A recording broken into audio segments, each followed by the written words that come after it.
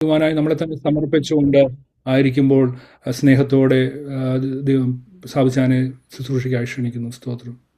കഥാവിന്റെ video on ചെയ്യാൻ കഴിയുന്ന ദൈവമക്കൾ വീഡിയോ ഓൺ ചെയ്യണമേ എന്ന് ദൈവനാമത്തിൽ അപേക്ഷിക്കുന്നു. സ്തോത്രം. കഥാവിന്റെ അതിപരിശുദ്ധമായ നാമം മഹത്വമുണ്ടായിരിക്കട്ടെ. ഈ രാത്രി സമയം നമുക്ക് ഒരുമിച്ച് കഥാവിന്റെ പാദപീഠത്തില് സ്നാനത്തിന്റെ ക്ലാസ്സുമായിട്ട് കടന്നു വരുവാൻ കഥാവ് ഇടവരുത്തിയല്ലോ. കഴിഞ്ഞ ദിവസങ്ങളിൽ യാത്രയിലായിരുന്ന പ്രിയ കഥാനാഥൻ സാം ബ്രദർ നാട്ടിൽ കടന്നുപോയി. മാതാവോട് ഒരുമിച്ചായിരുന്നു, കടന്നു വരുവാൻ ഇടയായല്ലോ. ഇതിലായിരിക്കുന്ന എല്ലാ ദൈവമക്കളെയും കർത്താവിന്റെ നാമത്തിൽ സ്നേഹവന്ദനം അറിയിക്കുന്നു. നമ്മൾ പഠിക്കുന്ന ഈ വിഷയം എന്ന് പറഞ്ഞു കഴിഞ്ഞാൽ വളരെ ഇമ്പോർട്ടൻ്റ് ആയിട്ടുള്ള ഒരു വിഷയമാണ്. ക്രിസ്തീയ സഭയിൽ ദൈവത്താൽ സ്ഥാപിക്കപ്പെട്ട 2 കർമ്മ അനുഷ്ഠാനങ്ങളുള്ള 2 കാര്യം. അത് ഒന്ന് ജലസ്നാനവും 2 കത്തുമേശയുമാണ്. അത് കർത്താവായ യേശു ക്രിസ്തുവിലാൽ സ്ഥാപിക്കപ്പെട്ടതാണ്, അല്ലാതെ വേറെ ആരും സ്ഥാപിക്കപ്പെട്ടതല്ല. അങ്ങനെ വേറെ ഒരു ചടങ്ങോ ഒരു കർമ്മമോ കർത്താവ് പറഞ്ഞിട്ടില്ല ഇതല്ലാതെ. ഈ 2 കാര്യം, ഒന്ന് ജലസ്നാനം, ഇന്ന് എന്നെ ചിന്തിപ്പിച്ച എന്നെ എത്ര ഡിഗ്രി ഉണ്ടായിട്ട് കാര്യമില്ല, ഡോക്ടറേറ്റ് എടുത്തിട്ട് കാര്യമില്ല, പല കാര്യത്തിൽ ഡോക്ടറേറ്റ് ഉണ്ട്. പക്ഷെ ഇന്ന് ഞാൻ പേരെടുത്ത് തന്നെ പറയട്ടെ, ഓർത്തഡോക്സ് സഭയുടെ പരമാധ്യക്ഷനായിരിക്കുന്ന ബാബാ തിരുമേനി ഇന്ന് പറഞ്ഞൊരു കാര്യമുണ്ട്. നിങ്ങൾ സുവിശേഷം അറിയിക്കണ്ട, കാരണം അത് സുവിശേഷം ദൈവസഭയ്ക്ക് ഉള്ളിൽ പറഞ്ഞാൽ മതി എന്ന് പറഞ്ഞ ഒരു വാക്ക് എനിക്ക് കേൾക്കുവാനിടയായി. കാരണം ഓർത്തഡോക്സ് സഭയുടെ വിശ്വാസം എന്ന് പറഞ്ഞാൽ സുവിശേഷം അറിയിക്കുക എന്നുള്ളതല്ല, അത് ഉള്ളിലുള്ളവരോട് ആ ഓർത്തോസിയുടെ എന്താണ് കാര്യങ്ങളെന്ന് പറയുക എന്നുള്ളതാണ്. പക്ഷെ കർത്താവ് പറഞ്ഞ നമുക്ക് ലഭിച്ചിരിക്കുന്ന ഒരു കാര്യം നമ്മൾ എപ്പോഴും ചിന്തിക്കണം.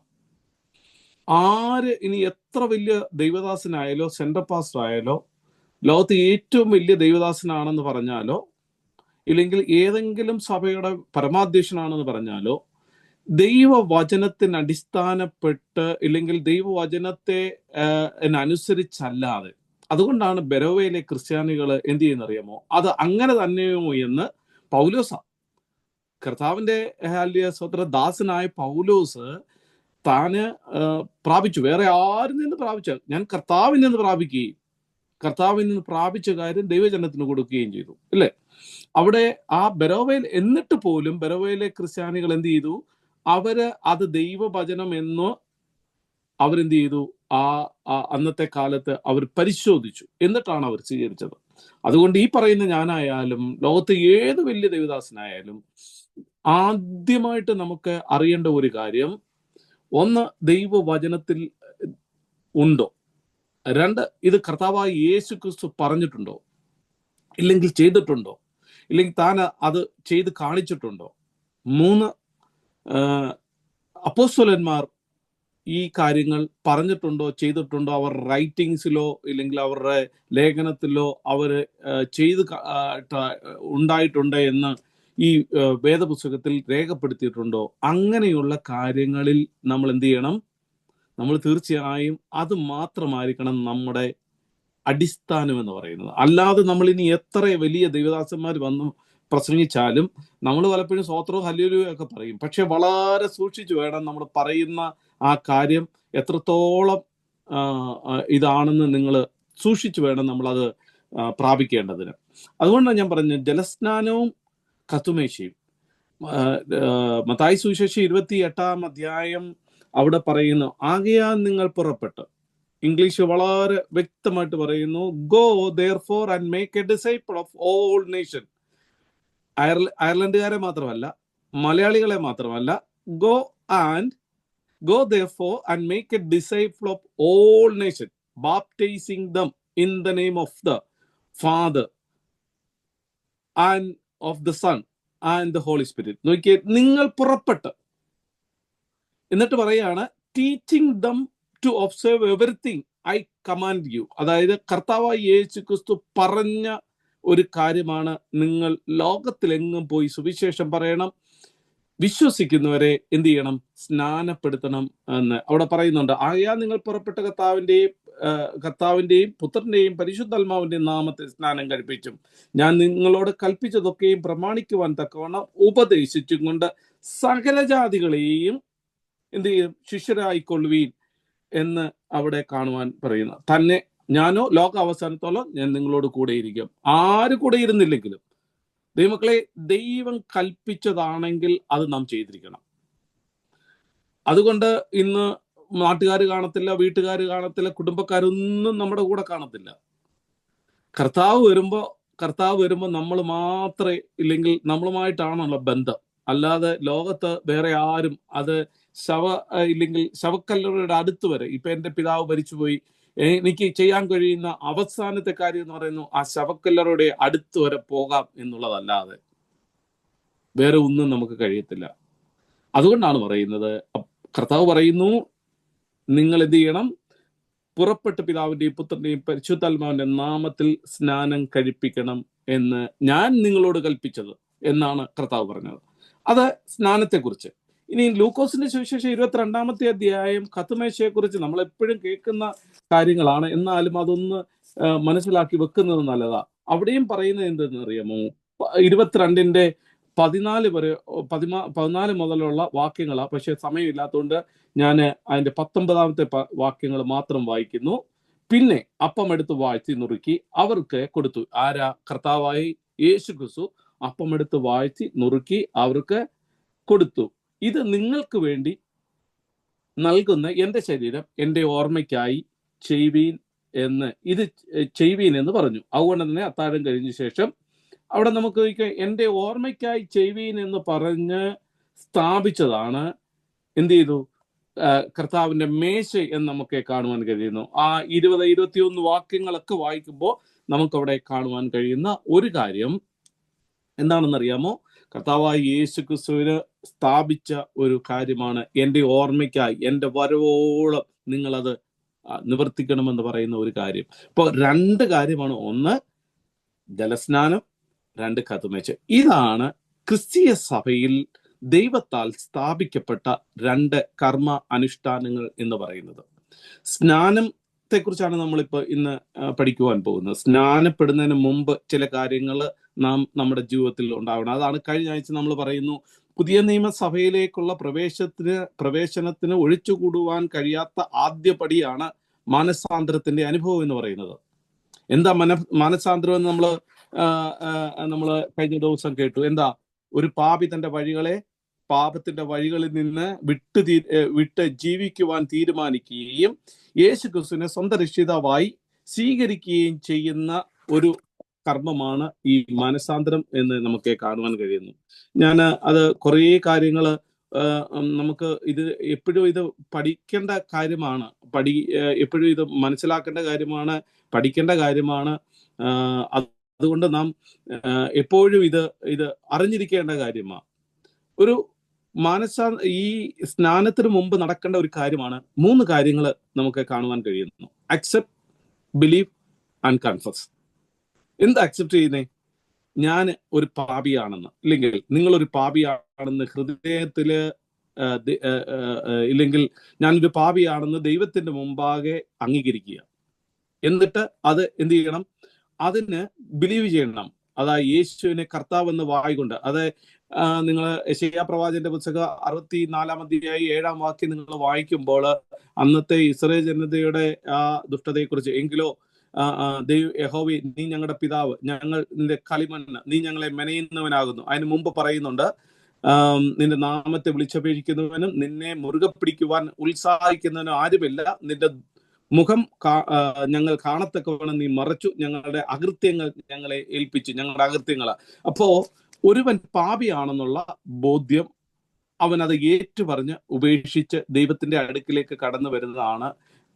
1 അക്സെപ്റ്റ് ചെയ്യണം, ഞാൻ പാപിയാണെന്ന്. 2 ബിലീവ് ചെയ്യണം, ഞങ്ങളുടെ യേശു ഞങ്ങളുടെ പാപങ്ങൾ വഹിച്ച് താൻ കുരിശിൽ മരിച്ചു എന്ന് താൻ വിശ്വസിക്കണം. 1 യോഹന്നാൻ അവിടെ 1-2 കാര്യങ്ങൾ. അതുകൊണ്ടാണ് റോമാലേഖനം 10:9 സ്നാനത്തിനെ കുറിച്ച് മുമ്പ് ചെയ്യേണ്ട ചില കാര്യങ്ങൾ. 10:9 യേശുവിനെ കർത്താവ് എന്ന് വായി കൊണ്ട് ഏറ്റുപറയുകയും ദൈവം അവനെ മരിച്ചുവെന്ന് ഉയർത്തെഴുന്നേൽപ്പിച്ചു എന്ന് ഹൃദയം കൊണ്ട് വിശ്വസിക്കുകയും ചെയ്താൽ നീ രക്ഷിക്കപ്പെടും. അപ്പൊ നോക്കിക്കോണേ, ഹൃദയം കൊണ്ട് വിശ്വസിച്ചാൽ മാത്രം പോരാ, ഹൃദയം കൊണ്ട് നീതിക്കായി വിശ്വസിക്കുകയും വായ് കൊണ്ട് രക്ഷയ്ക്കായി ഏറ്റുപറയുകയും ചെയ്യുന്നു. കർത്താവിന്റെ നാമത്തെ വിളിച്ചപേക്ഷിക്കുന്ന ഏവനും രക്ഷിക്കപ്പെടും എന്ന് നമുക്ക് കാണുവാൻ കഴിയുന്നു. അത് റോമാലേഖനം 10:9, 10, 13 വരെയുള്ള വാക്യങ്ങൾ വായിക്കുമ്പോൾ നമുക്കവിടെ കാണുവാൻ കഴിയുന്നു.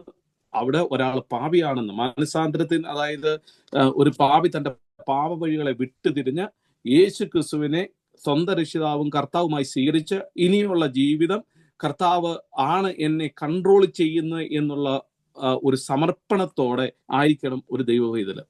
അത് തന്നെയല്ല, 1 യോഹന്നാൻ 1:7 പറയുന്നു, നമുക്കറിയാം, അവൻ വെളിച്ചത്തിൽ ഇരിക്കുന്നത് പോലെ നാം വെളിച്ചത്തിൽ നടക്കുന്നുവെങ്കിൽ നമുക്ക് തമ്മിൽ കൂട്ടായ്മയുണ്ടാവും. വളരെ വ്യക്തമായിട്ട് കർത്താവ് പറയുന്ന ഒരു യോഹന്നാനിൽ കൂടെ ഇല്ലെങ്കിൽ എഴുതിയ ഒരു കാര്യമാണ്, അവൻ വെളിച്ചത്തിൽ ഇരിക്കുന്നത് പോലെ നാം വെളിച്ചത്തിൽ നടക്കുന്നുവെങ്കിൽ നമുക്ക് തമ്മിൽ എന്തുണ്ട്? ഒരു കൂട്ടായ്മയുണ്ട്. ഇല്ല എങ്കിൽ അവന്റെ പുത്രനായ യേശു ക്രിസ്തുവിന്റെ സകല രക്തം സകല പാപങ്ങളെയും പോക്കി നമ്മെ ശുദ്ധീകരിക്കുന്നു. നോക്കിയേ, നമ്മുടെ കർത്താവായ യേശു ക്രിസ്തു നമ്മളെ കാൽവറിയിൽ നമ്മൾ എന്ത് ചെയ്തു?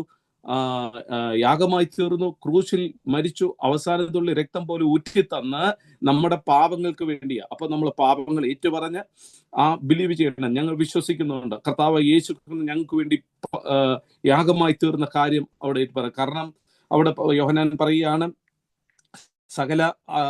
അവന്റെ രക്തം സകല പാപവും പോക്കി നമ്മെ ശുദ്ധീകരിക്കുന്നു എന്ന് നമുക്ക് കാണുവാൻ. നമ്മുടെ പാപങ്ങളെ ഏറ്റുപറയുന്നുവെങ്കിൽ അവൻ നമ്മുടെ പാപങ്ങളെ ക്ഷമിച്ച് സകല അനീതിയും പോക്കി നമ്മെ ശുദ്ധീകരിക്കുവാൻ തക്കവണ്ണം വിശ്വസ്തനും നീതിമാനുമാണെന്ന് അവിടെ നമുക്ക് കാണുവാൻ കഴിയുന്നു. നോക്കിയേ, നമ്മുടെ പാപങ്ങളെ ഏറ്റുപറഞ്ഞ് എന്ത് ചെയ്തു?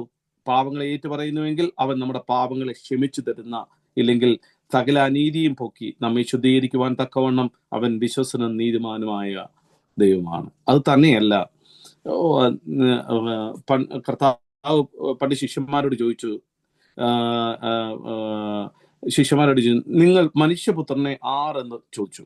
ചിലർ മത്തായി 16:13 മുതൽ വാക്യങ്ങൾ വായിക്കുമ്പോൾ ചിലർ യോഹന്നാൻ സ്നാപകനെന്നും ചിലർ ഏലിയാവെന്നും ചിലർ യെരമ്യ പ്രവാചകൻ എന്ന് പറയുന്നു. എന്നാൽ നിങ്ങളോ എന്നെക്കുറിച്ച് എന്താ പറയുന്നത്?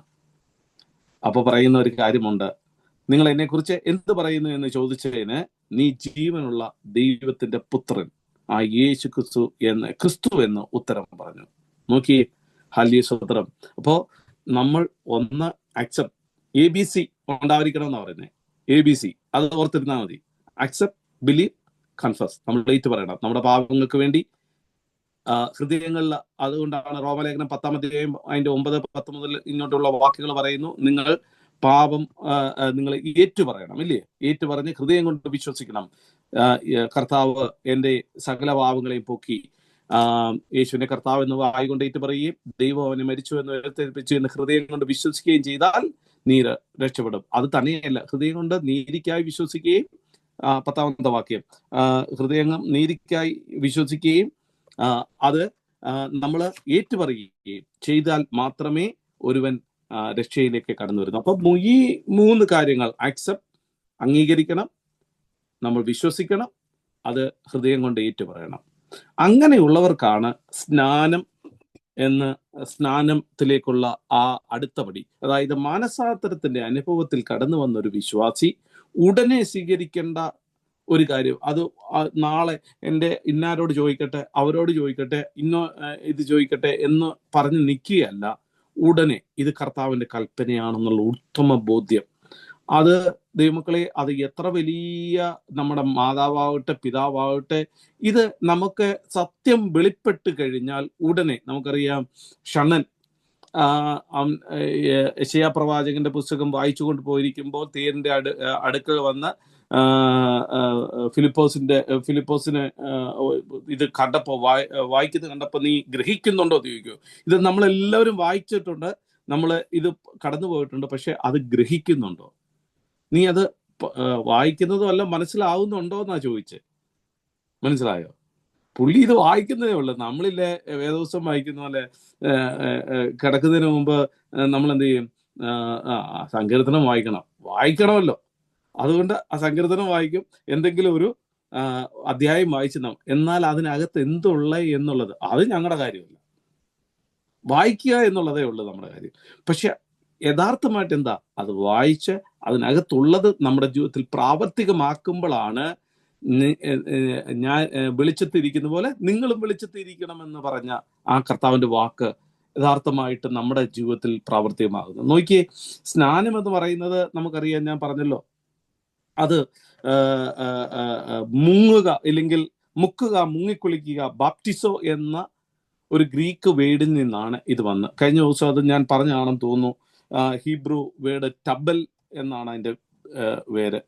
സുറിയാനിക്കാർ പറയുന്ന മാമോദീസ നമുക്ക് കേൾക്കാം, മുക്കിക്കുളി എന്നൊക്കെയാ പറയുന്നത് അല്ലേ. ഞാൻ കഴിഞ്ഞ ദിവസം പറഞ്ഞു ആരൊക്കെയാണ് സ്നാനപ്പെടുന്നത്, ഇല്ലെങ്കിൽ വിശ്വസിച്ച് സ്നാനം പെടുത്തുന്ന ആരൊക്കെയാണെന്ന് ഞാൻ പറഞ്ഞു. ബ്രദർ, ബാപ്റ്റിസ്റ്റ്, പെന്തിക്കോസ്റ്റ് ചർച്ച് ഒക്കെ അങ്ങനെ ചെയ്യുന്നതാണ് എന്ന് നമുക്ക് പറയുവാനിടയായി. അപ്പോൾ സ്നാനത്തിന് നമുക്കറിയാം, സ്നാനം കടന്നു വരുന്നതിന് മുമ്പ് ചില കാര്യങ്ങളോട് ഒന്ന് പറയട്ടെ. അപ്പോ സ്നാനം ഞാൻ പറഞ്ഞല്ലോ, രക്ഷിക്കപ്പെട്ട ഇല്ലെങ്കിൽ രക്ഷിക്കപ്പെട്ട ഒരു പൈതൽ, ഒരു ദൈവ പൈതലിനെ സംബന്ധിച്ച് അടുത്ത പടിയാണ്, ഒരു വിശ്വാസി ഉടനെ സ്വീകരിക്കേണ്ട അടുത്ത പടിയാണ് ക്രിസ്തുവിന്റെ ശരീരമായ സഭയോട് ഏകീകരിക്കുകയും അതിൻ്റെ ഇല്ലെങ്കിൽ ഏകീകരിക്കേണ്ടതിനാണ് എന്താണ് ഈ ജലസ്നാനം നമ്മൾ എടുക്കുന്നത് എന്ന് പറയുന്നത്.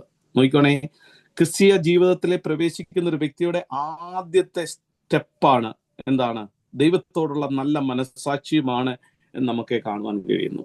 ഈ സ്നാനത്തെക്കുറിച്ച് നമ്മൾ വായിക്കുമ്പോൾ അറിയാമോ, ഈ ഒരുപാട് സ്നാനത്തെക്കുറിച്ച് വേദപുസ്തകത്തിൽ പറഞ്ഞു. ആദ്യത്തെ സ്നാനം തന്നെ ഈ നമുക്ക് കാണുന്നത്, ഞാനത് ഒരു നോട്ട് പോലൊക്കെ എഴുതി വെച്ചിട്ടുണ്ടായിരുന്നു, ഞാൻ ഒന്ന് എടുത്തോട്ടെ. അത് ഒരു 7-8 സ്നാനത്തെക്കുറിച്ച് നമുക്ക് കാണുവാൻ കഴിയും.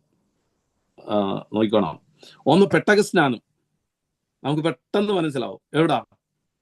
പെട്ടകത്ത് കയറി ഒരു ഗ്രൂപ്പ് ഉണ്ടല്ലോ, നോഹയും കുടുംബവും അല്ലേ, സ്വത്രം. അത് പറഞ്ഞ വേറെ ആരുമല്ല, കർത്താവായി യേശു ക്രിസ്തുവിന്റെ കൂടെ നടന്ന ഇല്ലെങ്കിൽ താൻ ഏറ്റവും കൂടുതൽ സ്നേഹിച്ച ഒരു ശിഷ്യനായിരിക്കുന്ന പത്രോസ് തന്നെ പറഞ്ഞത്.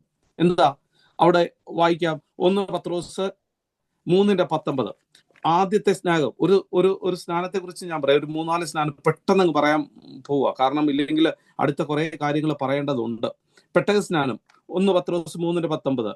ആത്മാവിൽ അവൻ ചെന്ന് പണ്ട് നോഹയുടെ കാലത്ത് പെട്ടകമൊരുക്കുന്ന സമയം ദൈവം ദീർഘക്ഷമയോടെ കാത്തിരിക്കുമ്പോൾ അനുസരിക്കാത്തവരായി തടവിലുള്ള ആത്മാക്കളോട് പ്രസംഗിച്ചു. നമ്മളോടുകൂടൊക്കെ പ്രസംഗിക്കുന്ന പോലെ ഇതാ ഈ ചിലർ പറയാറുണ്ട് അല്ലയോ, ഞങ്ങള് ദൈവം പറയട്ടെ എന്നാ ഞാൻ സ്നാനപ്പെടാം. നോ, ദൈവം ഒരിക്കലും പറയത്തില്ല. ദൈവം എങ്ങനെ പറയുന്നത്? ഇങ്ങനെയുള്ള വചനത്തിൽ കൂടെ, ദൈവദാസന്മാരിൽ കൂടെ, ദൈവവചനത്തിൽ കൂടെ സംസാരിക്കുമ്പോൾ അതാണ് ദൈവം പറയുന്നത്. അല്ലാതെ ദൈവം നേരിട്ട് പറയും, എന്നോട് നേരിട്ട് പറയട്ടെ. അതൊക്കെ ഈ സ്നാനം കഴിക്കാതിരിക്കാൻ വേണ്ടി മാറി മാറി നടക്കുന്ന ഒരു കാര്യം. അത് നാട്ടുകാരെ പേടിക്കുന്നത് കൊണ്ടാ, വീട്ടുകാരെ പേടിക്കുന്നത് കൊണ്ടാ, ഇല്ലെങ്കിൽ മറ്റുള്ളവർ എന്ത് പറയുമെന്ന് പറയുന്നതുകൊണ്ടാ. അങ്ങനല്ല. നമുക്കറിയാം, ഭൂമി അതിക്രമം കൊണ്ട് വഷളായപ്പോൾ, ജലപ്രളയം മൂലം ഭൂമിയെ നശിപ്പിക്കുവാൻ ദൈവം നിശ്ചയിച്ചപ്പോൾ ആ തലമുറയിൽ നീതിമാനായി ജീവിച്ച ഒരു മനുഷ്യനായിരുന്നു നോഹ. അതുകൊണ്ട് പത്രോസിന്റെ ലേഖനം 3-ാം അധ്യായം, ആ പെട്ടകത്തിൽ അല്പന ജനം എന്ന് വെച്ചാൽ 8 പേർ. നോക്കിക്കോണേ, ഈ ലോകത്ത് ഒരുപാട് പേര് കാണും, പക്ഷെ വളരെ കുറച്ചു പേർക്ക് ഈ ഒരു നമ്മള് ഭയങ്കര വിദ്യാഭ്യാസം ഉണ്ടായത് കൊണ്ടല്ല ഇത് വെളിപ്പെട്ടത്. പിന്നെയോ ദൈവം നമ്മളോട് കരുണ തോന്നിയത് കൊണ്ടാണ്. ഇല്ലെങ്കിൽ നമ്മൾ എത്ര ഡിഗ്രി എടുത്താലും ഇത് നമ്മുടെ മനസ്സിൽ പ്രകാശിക്കണമെങ്കിൽ, നമ്മുടെ ഹൃദയത്തിൽ പ്രകാശിപ്പിച്ചാൽ മാത്രമേ. അതുകൊണ്ടാണ് കർത്താവ് പറഞ്ഞില്ലയോ, നിങ്ങൾ ഒരു സ്ഥലത്തേക്ക് പോയി സുവിശേഷം പറയുക.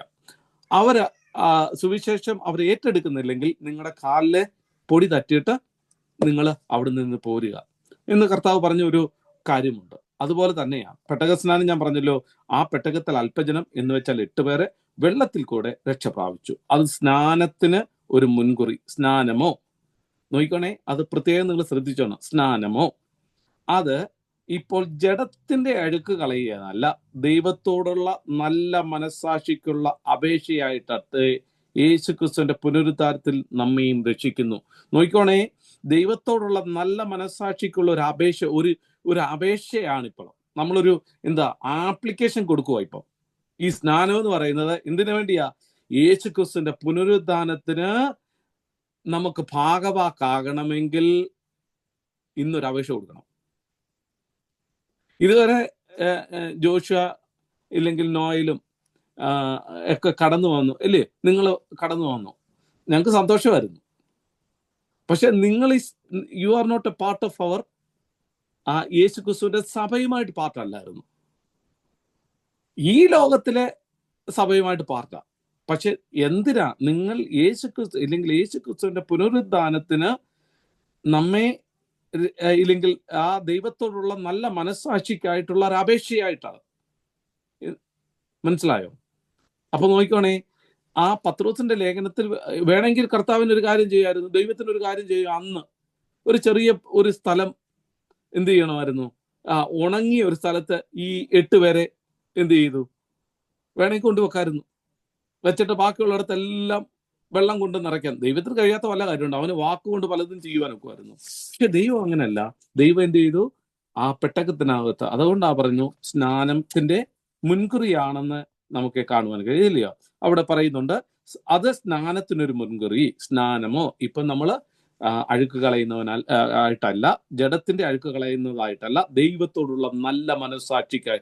It is an application. എന്താ?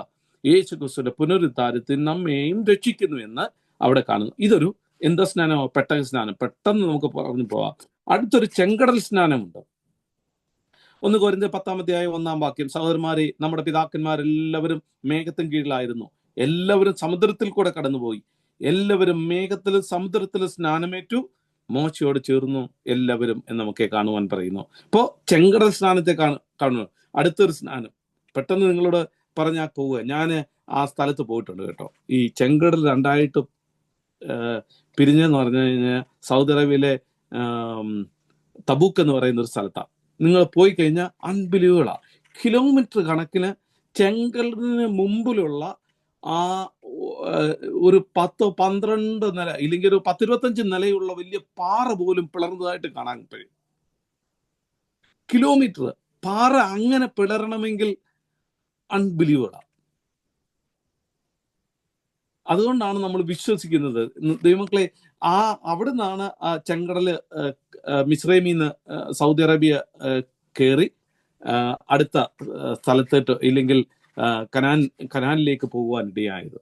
നോക്കിയേ, അടുത്ത സ്നാനം എന്താ? ചെങ്കടൽ സ്നാനം പറയുന്നു. 1 കൊരിന്ത്യർ 10-1 പിന്നെ പുതിയ നിയമത്തിലേക്ക് കടന്നു വരുമ്പോൾ ആദ്യത്തെ കാര്യം നമുക്ക് കാണുന്നത് യോഹന്നാന്റെ സ്നാനമാണ്, ഇല്ലയോ? ആ കാലത്ത് യോഹന്നാൻ വന്നു. 3-1 വന്നു. യഹൂദ അവിടെയും പ്രസംഗിച്ചു. സ്വർഗരാജ്യം സമീപിച്ചിരിക്കയാൽ. ഇപ്പൊ ഞങ്ങള് പ്രസംഗിക്കുന്ന പോലെ ഒന്നല്ല. യു വൈപ്പേഴ്സ് എന്നൊക്കെ പറഞ്ഞു കഴിഞ്ഞാൽ, ആ സർപ്പസന്തതികളെ എന്നൊക്കെ വിളിച്ചു കഴിഞ്ഞാൽ പിന്നെ പിറ്റേ ദിവസം സഭായോഗത്തിന് കാണത്തില്ല, അല്ലേ? പക്ഷെ യോഹന്നാൻ അവിടെ നിന്ന് വിളിച്ചു പറഞ്ഞപ്പോ എന്ത് ചെയ്തു? അവരെന്ത് ചെയ്തു? സമർപ്പിക്കുവാനിടയായി സ്നാനം. തന്റെ സ്നാനത്തിനായി എന്ന് നോക്കി തങ്ങളുടെ പാപങ്ങളെ ഏറ്റു പറഞ്ഞുകൊണ്ട് യോർദാൻ നദിയിൽ അവർ സ്നാനമേറ്റു. യോഹന്നാന്റെ സ്നാനം.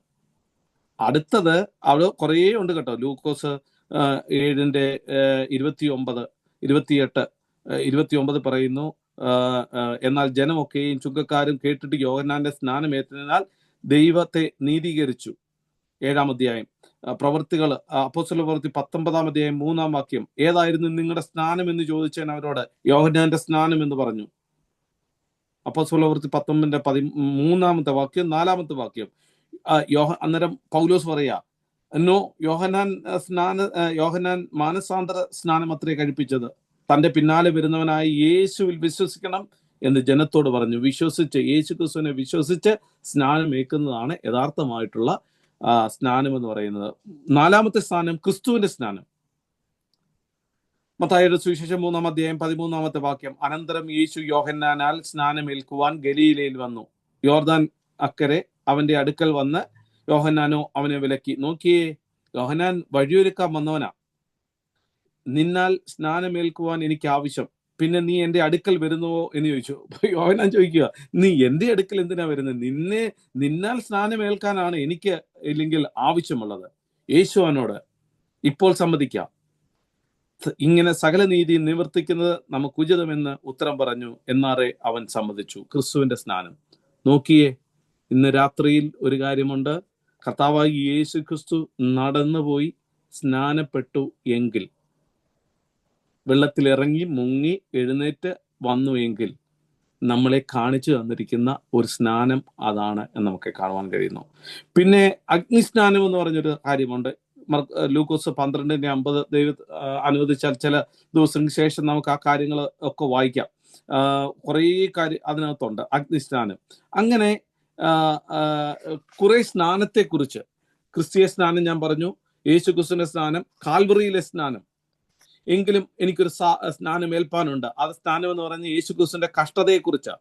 ലൂക്കോസിന് ശേഷം 12-50 യേശുവിന്റെ കഷ്ടതയെക്കുറിച്ച് പറയുന്നതാണ്. എങ്കിലും എനിക്കൊരു സ്നാനം ഏൽപ്പാനുണ്ട് എന്ന് അവിടെ പറയുന്ന ഒരു കാര്യമുണ്ട്. ക്രിസ്തീയ സ്നാനം ഞാൻ പറഞ്ഞു ഓൾറെഡി. മത്തായി സുവിശേഷം 28-18 വരെയുള്ള വാക്യങ്ങളാണ് ക്രിസ്തീയ സ്നാനം എന്ന് പറയുന്നത്. എന്താ? നിങ്ങൾ യേശു ക്രിസ്തുവിന്റെ മരണ പുനരുദ്ധാനത്തോട് ഏകീഭവിക്കുവാൻ സകല വിശ്വാസികളും തങ്ങളുടെ വിശ്വാസം പരസ്യമായി ഏറ്റുപറഞ്ഞ ശേഷം ജലത്തിൽ സ്നാനമേൽക്കുന്നതാണ് ക്രിസ്തീയ സ്നാനം എന്ന് പറയുന്നത്. മത്തായി 28-18 വരെയുള്ള വാക്യങ്ങൾ. പിന്നെ പരിശുദ്ധാത്മാവ് സ്നാനം മത്തായി 3:11, അപ്പോസ്തല പ്രവൃത്തി 11:16 നമുക്ക് കാണും. മാനസാന്തരപ്പെട്ട ദൈവമക്കൾക്ക് ലഭിക്കുന്ന ദിവ്യ അനുഗ്രഹമാണ് പരിശുദ്ധാത്മാവ് സ്നാനം എന്ന് നമുക്ക് കാണുവാൻ കഴിയുന്നു. അത് അപ്പോസ്തല പ്രവൃത്തി 2:26 വാക്യം. നോക്കിയേ, ഞാൻ ഈ കാര്യങ്ങളെല്ലാം സ്നാനത്തിന്റെ ചില സ്നാനത്തെക്കുറിച്ച് ബൈബിളിൽ കാണിച്ച കാര്യത്തെക്കുറിച്ച് മാത്രം നിങ്ങളോട് പറഞ്ഞതാണ്. എന്നാൽ സ്നാനം എന്താ? ക്രിസ്തീയ ജീവിതത്തിലേക്കുള്ള ആദ്യത്തെ ചവിട്ടുപടിയാണെന്ന് പറഞ്ഞു. എവിടാ? 1 പത്രോസ് 3:20-21 വാക്യങ്ങള്. ദൈവത്തോടുള്ള നല്ല മനുഷ്യസായിട്ട് അത്രേ എന്ന് നമുക്ക് കാണുവാൻ കഴിയുന്നു. നോക്കിയേ, 3 കാരണങ്ങളാൽ ജലസ്നാനം പ്രാധാന്യം അറിയിക്കുന്നു. 3 കാരണം. അതുകൊണ്ടാ. മനസ്സിലായോ? എന്താണ് പ്രാധാന്യം? നമുക്ക് ഒന്ന്, ദൈവത്തിന്റെ ആലോചനയാണ്. ലൂക്കോസിന്റെ സുവിശേഷം 7-30 വാക്യം നമ്മൾ വായിക്കുമ്പോൾ അവിടെ കാണുന്ന ഒരു വാക്യമുണ്ട്. അത് ദൈവത്തിന്റെ ആലോചനയാകുന്നു. നോക്കിയേ, ആ വാക്യം ഒന്ന് നമുക്ക് വായിക്കാം. നോക്കിയേ, എങ്കിലും പരീശന്മാരും ന്യായശാസ്ത്രികന്മാരും അവനിൽ സ്നാനമേൽക്കാതെ ദൈവത്തിന്റെ ആലോചനയെ തങ്ങൾക്ക് വൃഥാവാക്കി കളഞ്ഞു. അപ്പോ സ്നാനം എന്ന് പറയുന്നത് ദൈവത്തിന്റെ ആലോചനയാണെന്ന് വ്യക്തമായിട്ട് അവിടെ പറയുന്നില്ലയോ? അതായത് വ്യവസ്ഥ പ്രകാരമുള്ള, ഇല്ലെങ്കിൽ ദൈവം തന്നെ, ഇല്ലെങ്കിൽ ദൈവം കൽപ്പിച്ചതാണ്.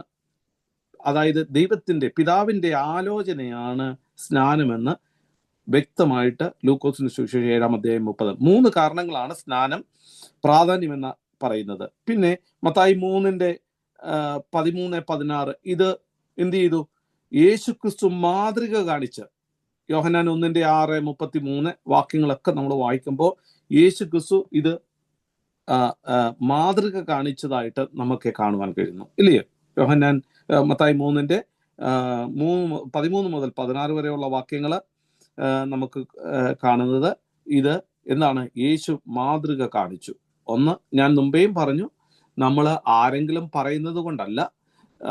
കർത്താവ് ഇത് ചെയ്തിട്ടുണ്ടോ, കർത്താവ് ഇത് പറഞ്ഞിട്ടുണ്ടോ, കർത്താവ് ഇത് കൽപ്പിച്ചിട്ടുണ്ടോ? കർത്താവ് കൽപ്പിച്ചൊരു കാര്യമാണ് ഈ സ്നാനം എന്ന് പറയുന്നത്. അത് തന്നെയല്ല, താൻ മാതൃക കാണിച്ചു. ഒന്ന്, ഇത് ദൈവത്തിന്റെ ആലോചനയായിരുന്നു. 2, ഇത് യേശു മാതൃക കാണിച്ചു എന്ന് നമുക്ക് കാണുവാൻ കഴിയുന്നു. 3, ഇത് യേശുവിന്റെ കൽപ്പനയാണ്. ആദ്യമേ ഞാനത് നിങ്ങളോട് പറഞ്ഞു. സ്നാനത്തെക്കുറിച്ച് പറഞ്ഞപ്പോൾ ആദ്യത്തെ ഇൻട്രൊഡക്ഷനിൽ തന്നെ നമ്മൾ കാണുവാൻ കഴിയുന്നു. മത്തായി 28-19-20 വാക്യങ്ങള്, അതുപോലെ മർക്കോസ് 16-15-16 വാക്യങ്ങള്. ഇത് രണ്ടും നമുക്ക് കാണുവാൻ കഴിയുന്നത് ഇത് കർത്താവായ യേശു ക്രിസ്തു നമ്മോട് കൽപ്പിച്ച കാര്യമാണ്. വേറെ ആരുമല്ല. നമ്മെ നിർമ്മിച്ച, നമ്മെ നല്ലതുപോലെ അറിയുന്ന, നമ്മളെ സകലതും അറിയുന്ന ആ ദൈവത്തിന്റെ കൽപ്പനയാ. ആ കൽപ്പന അനുസരിച്ചാൽ മാത്രമേ ദൈവമക്കളെ ദൈവസഭയോട് ഹാല്യ സ്വത്രം ഭാഗവാക്കാകത്തുള്ളൂ. അല്ലെങ്കിൽ നമ്മൾ കടന്നു വരും, നമുക്ക് കടന്നു പോകാം. ആരും ഒരു കാര്യവും ഇല്ലെങ്കിൽ എന്ത് ചെയ്തു, ആരും നിങ്ങളെ ഒന്നും പറയത്തില്ല. പക്ഷെ ദൈവമായിട്ട് നിങ്ങൾക്കൊരു ബന്ധം വേണമെങ്കിൽ കർത്താവ് കൽപ്പിച്ച, അതുകൊണ്ടാണ് ജലസ്നാനം വളരെ ഇമ്പോർട്ടൻ്റ് ആയിട്ടുള്ള സ്നാനമാണ് എന്ന് നമുക്ക് കാണുവാൻ കഴിയുന്നു. നോക്കിയേ, നമുക്കറിയാം ഇത് എങ്ങനെയാ വീണ്ടും ജനിച്ചവർ മാനസാന്തരപ്പെട്ടവരെ സ്നാനപ്പെടുത്തുകയാണ് വേദപുസ്തകത്തിന് പ്രധാനം. എങ്ങനെയാ? സുവിശേഷം കേൾക്കുമ്പോൾ, ദൈവത്തിന്റെ വചനം കേൾക്കുമ്പോൾ, ഒഴുക്കിലോ തളിക്കലോ അല്ല. ആദ്യകാലത്ത് വെള്ളത്തിലോ കുളത്തിലോ സ്നാനപ്പെടുന്നു. ഇന്നായി ഈ സ്വിമ്മിംഗ് പൂളൊക്കെ ഇപ്പൊ നമുക്ക് ഇവിടെ ഒന്നും നടക്കത്തില്ല. അത് മുങ്ങിക്കുളിക്കുന്ന ഒരു കാര്യമാണ്. നമുക്ക് യോഹന്നാൻ 3:23 നമ്മൾ വായിക്കുമ്പോൾ കർത്താവായ യേശു ക്രിസ്തു അവിടെ കടന്നു വരുമ്പോൾ അവിടെ ധാരാളം വെള്ളമുണ്ടായിരുന്നു എന്ന് നമുക്ക് കാണാൻ കഴിയുന്നു, ഇല്ലേ? യോഹന്നാൻ 3:23 വാക്യം ഒന്ന് കാണിക്കാമോ? 3:23.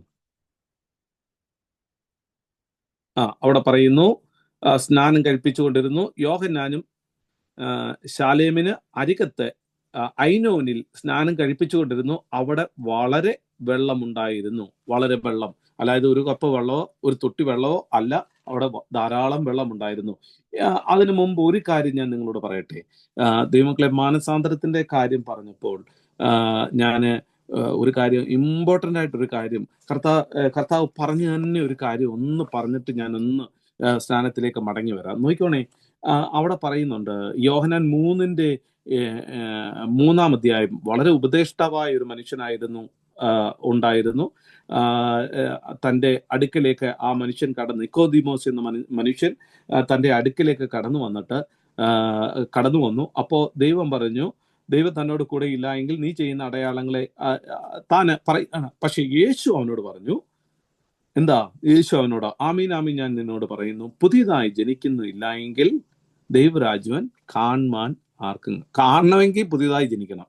നോക്കിയേ, നിക്കോദീമോസിനോട് പറയുക, നീതിമാനായ മനുഷ്യൻ, വലിയ പ്രമാണിയാ. ആ പ്രമാണി അത് തന്നെയല്ല, ആ ഉപദേഷ്ടാവാണ്. തനിക്ക് താൻ പലരെയും ഉപദേഷ്ടാവായി നിൽക്കുന്ന ഒരു മനുഷ്യനോട് പറയുകയാണ്, നിനക്ക് കാണണമെങ്കിൽ, ദൈവരാജ്യം കാണണമെങ്കിൽ എന്ത് ചെയ്യും? പുതിയതായി ജനിക്കണം. ഇനി അടുക്കൽ രണ്ടാമത്തെ കാര്യം പറയുന്നു, യേശു അവനോട്, ആമീൻ ആമീൻ ഞാൻ നിന്നോട് പറയുന്നു, വെള്ളത്താലും ആത്മാവിനാലും ജനിച്ചില്ല എങ്കിൽ ദൈവരാജ്യം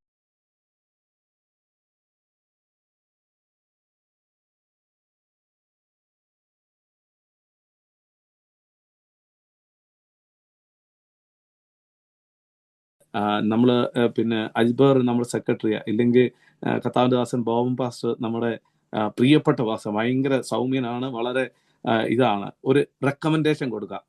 നോ, റെക്കമെൻഡേഷനൊന്നും ഇത് നടക്കത്തില്ല. വ്യക്തമായിട്ട് പറയുന്നു, എന്താണ്?